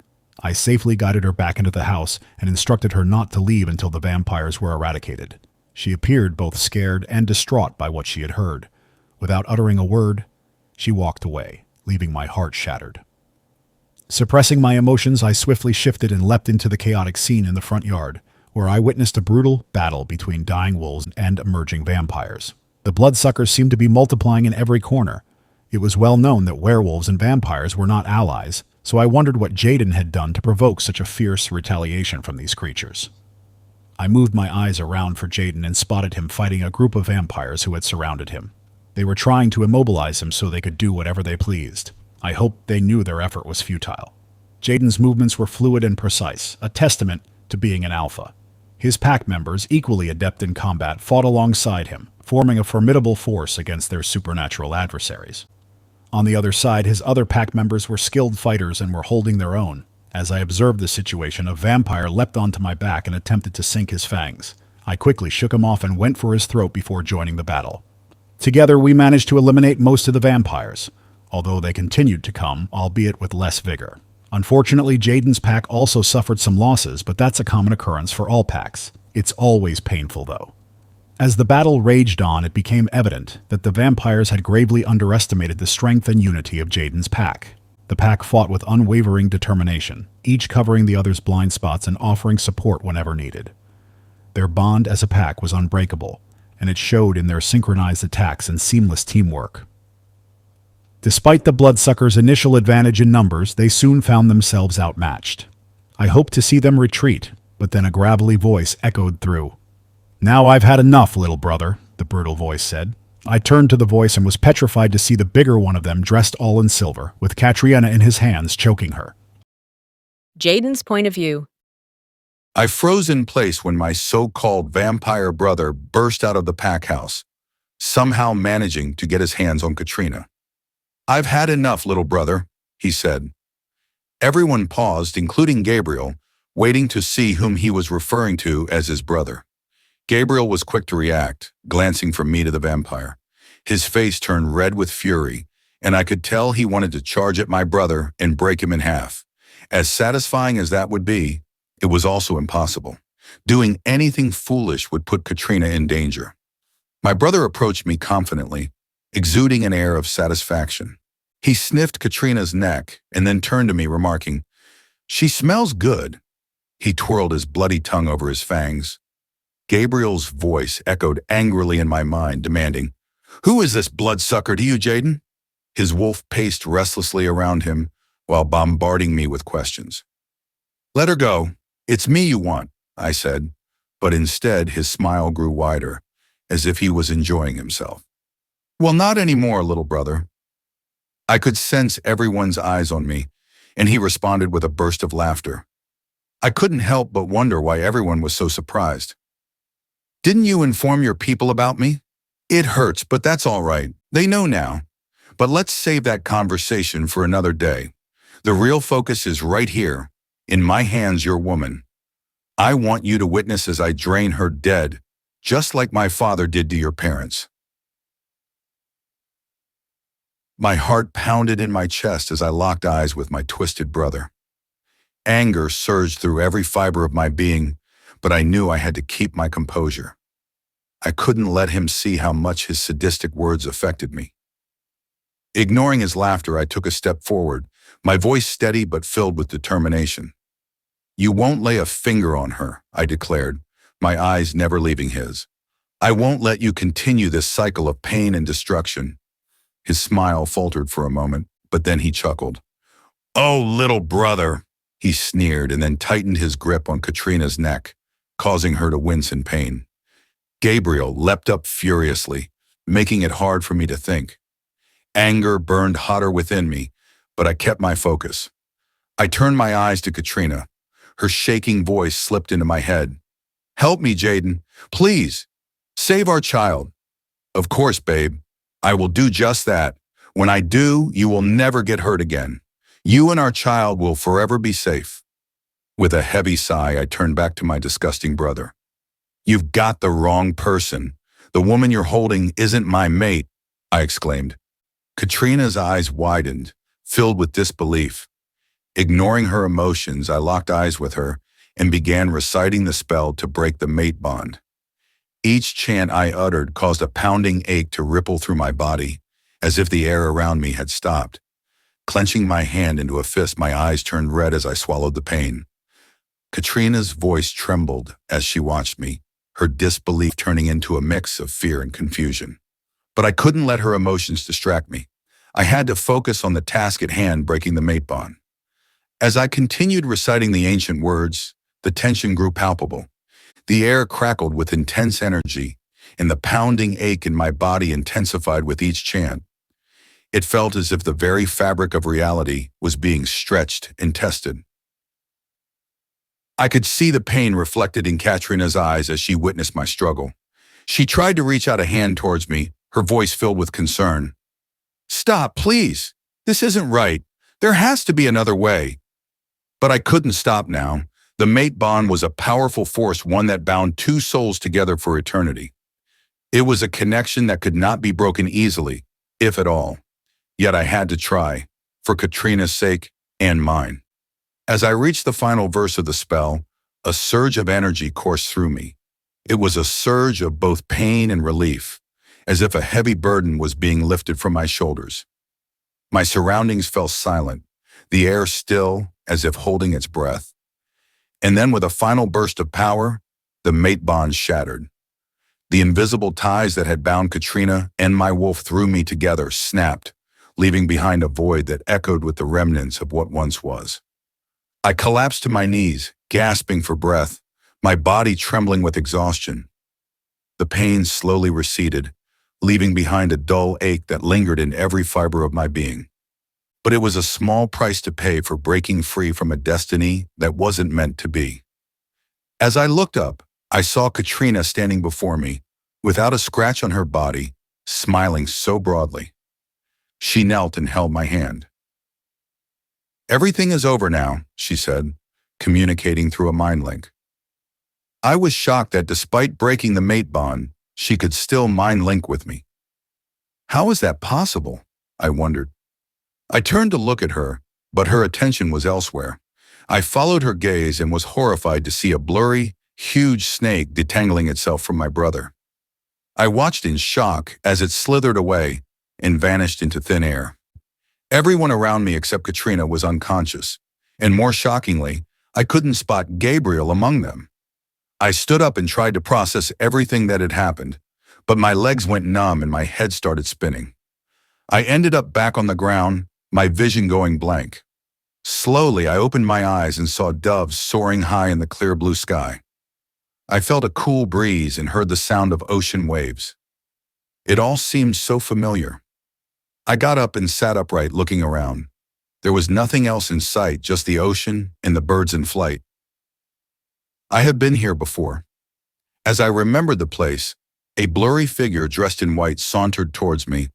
Each step she took echoed through the air, blending with the sound of the waves, creating a peaceful instrumental melody. As she approached, the blurriness cleared. She was a stunning woman in her 50s, a spitting image of Katrina. It felt like I was staring at an older version of Katrina herself. She smiled at me and began using sign language. Despite my lack of knowledge, I was amazed to find that I could comprehend every sign she made. She started by saying, "I'm thrilled that we've finally met, son, but before we continue, I want you to meet someone." With a gesture, she motioned for me to turn around. I complied and was immediately frozen in absolute shock.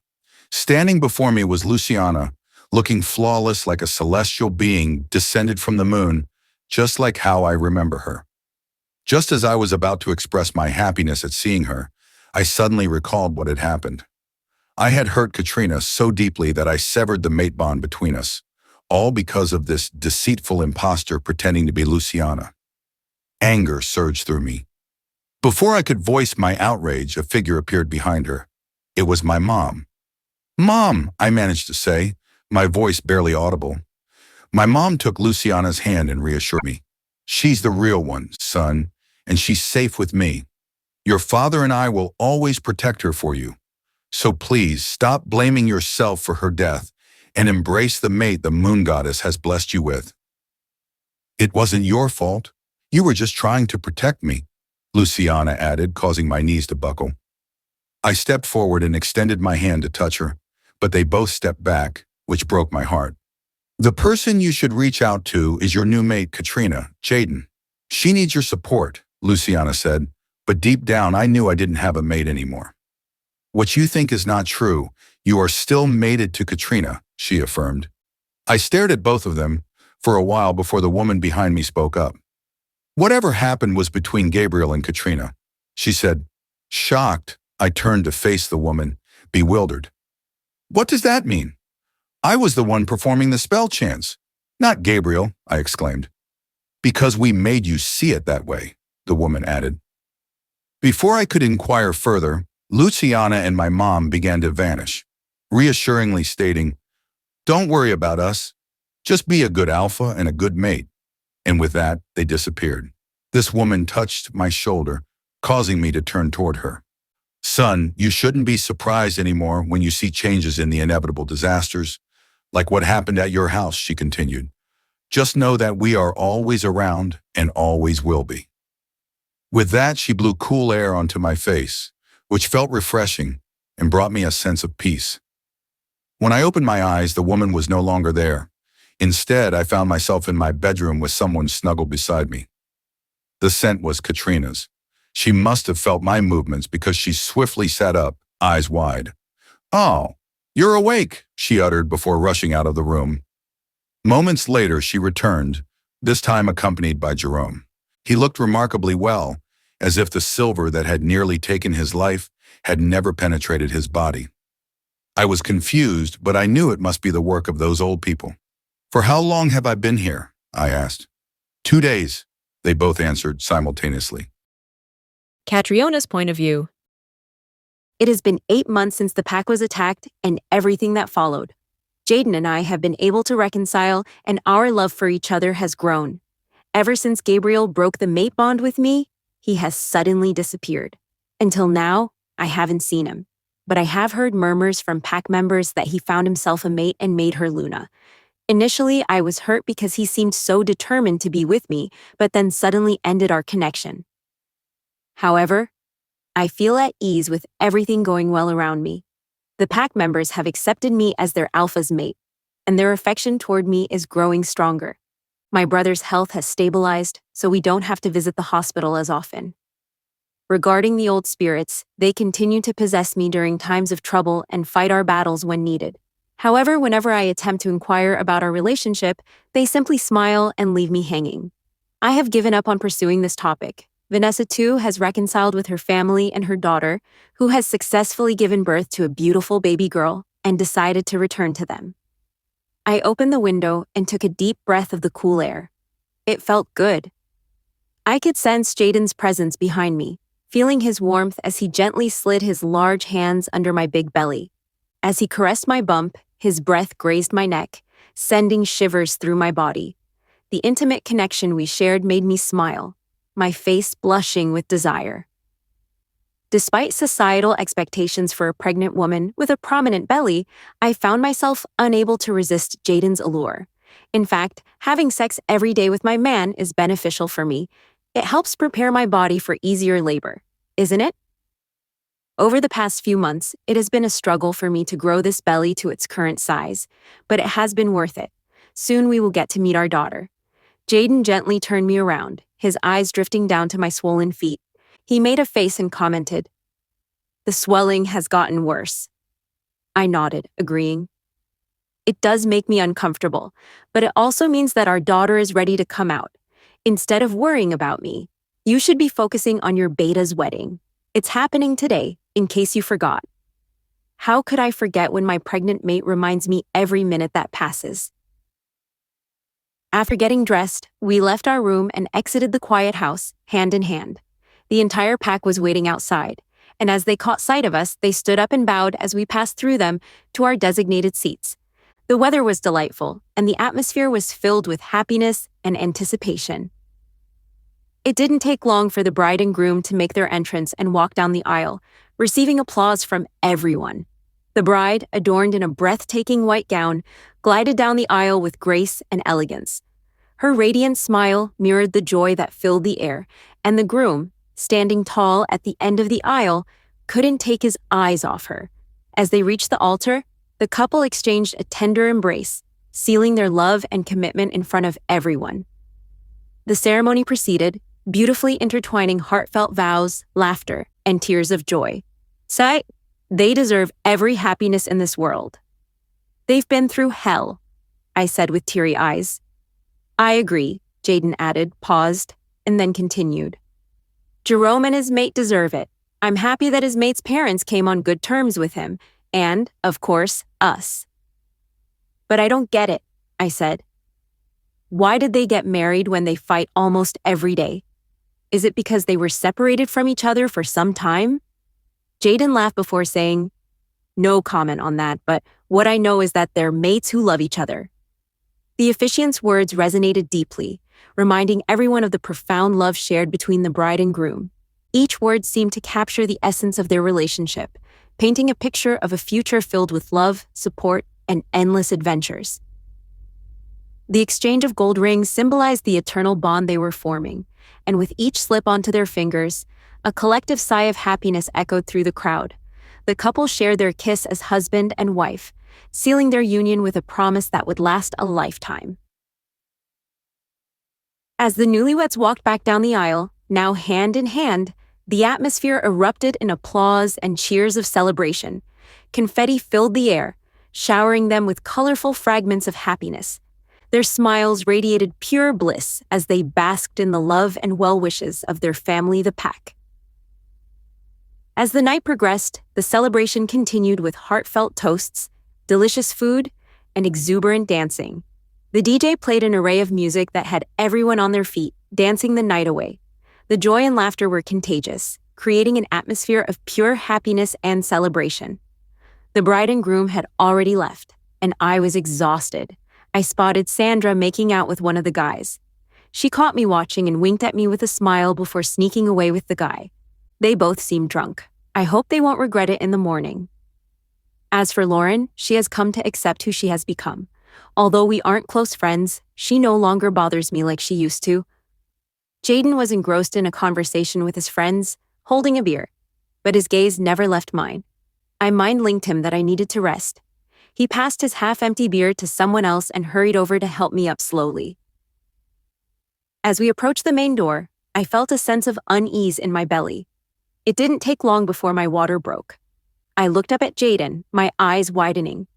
"I think I'm in labor," I exclaimed, the pain in my stomach becoming unbearable. Jayden's eyes widened in panic as he realized the situation. Oh my God," he exclaimed, his voice trembling.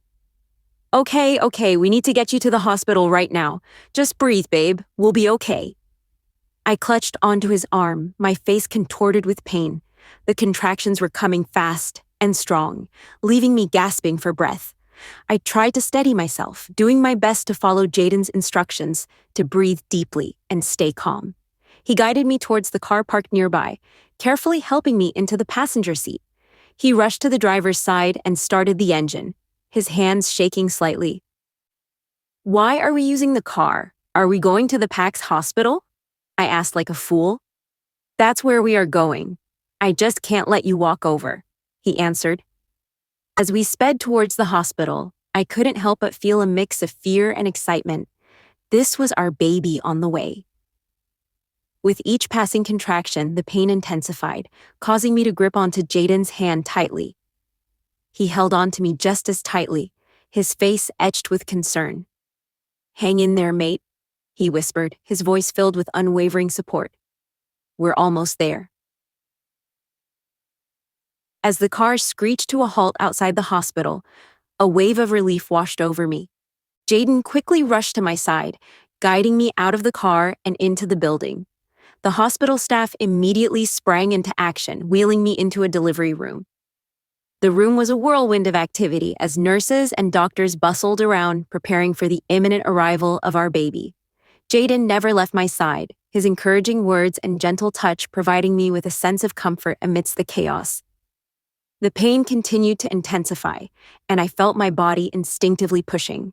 The medical team guided me through each contraction, coaching me on when to push and when to breathe. Sweat dripped down my forehead, my heart pounding in my chest. Finally, after what felt like an eternity, I heard the sweet sound of our baby's cries, filling the room. Tears welled up in my eyes as the doctor placed our baby on my chest.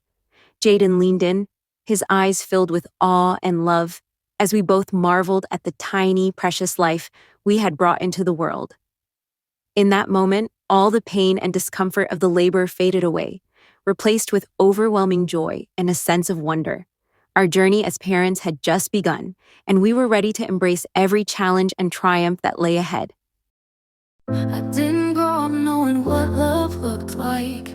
Just slammed doors in silence on cold nights. I learned to keep my guard up high, smile wide while I was breaking inside. Then you came in without asking why. Saw the fear I wore behind my eyes. You didn't try to fix or change my pace. You just stayed and gave me space. You're my safe place when I fall apart. You don't run, you hold my heart. In a world that never stayed, you're the only one who never walked away.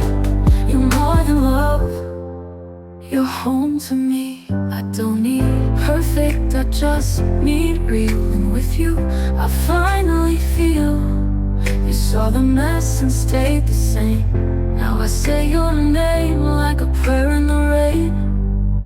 Then you came in there without asking why. Saw the fear I wore behind my eyes. You didn't try to fix or change my pace. You just stayed and gave me space. You're my safe place when I fall apart. You don't run, you hold my heart. In a world that never stayed, you're the only one who never walked away. You're more than love, you're home to me. You're home to me. I don't need perfect, I just need real. And with you, I finally feel. You saw the mess and stayed the same. Now I say your name like a prayer in the rain. Then you came in without asking why. Saw the fear I wore behind my eyes. You didn't try to fix or change She just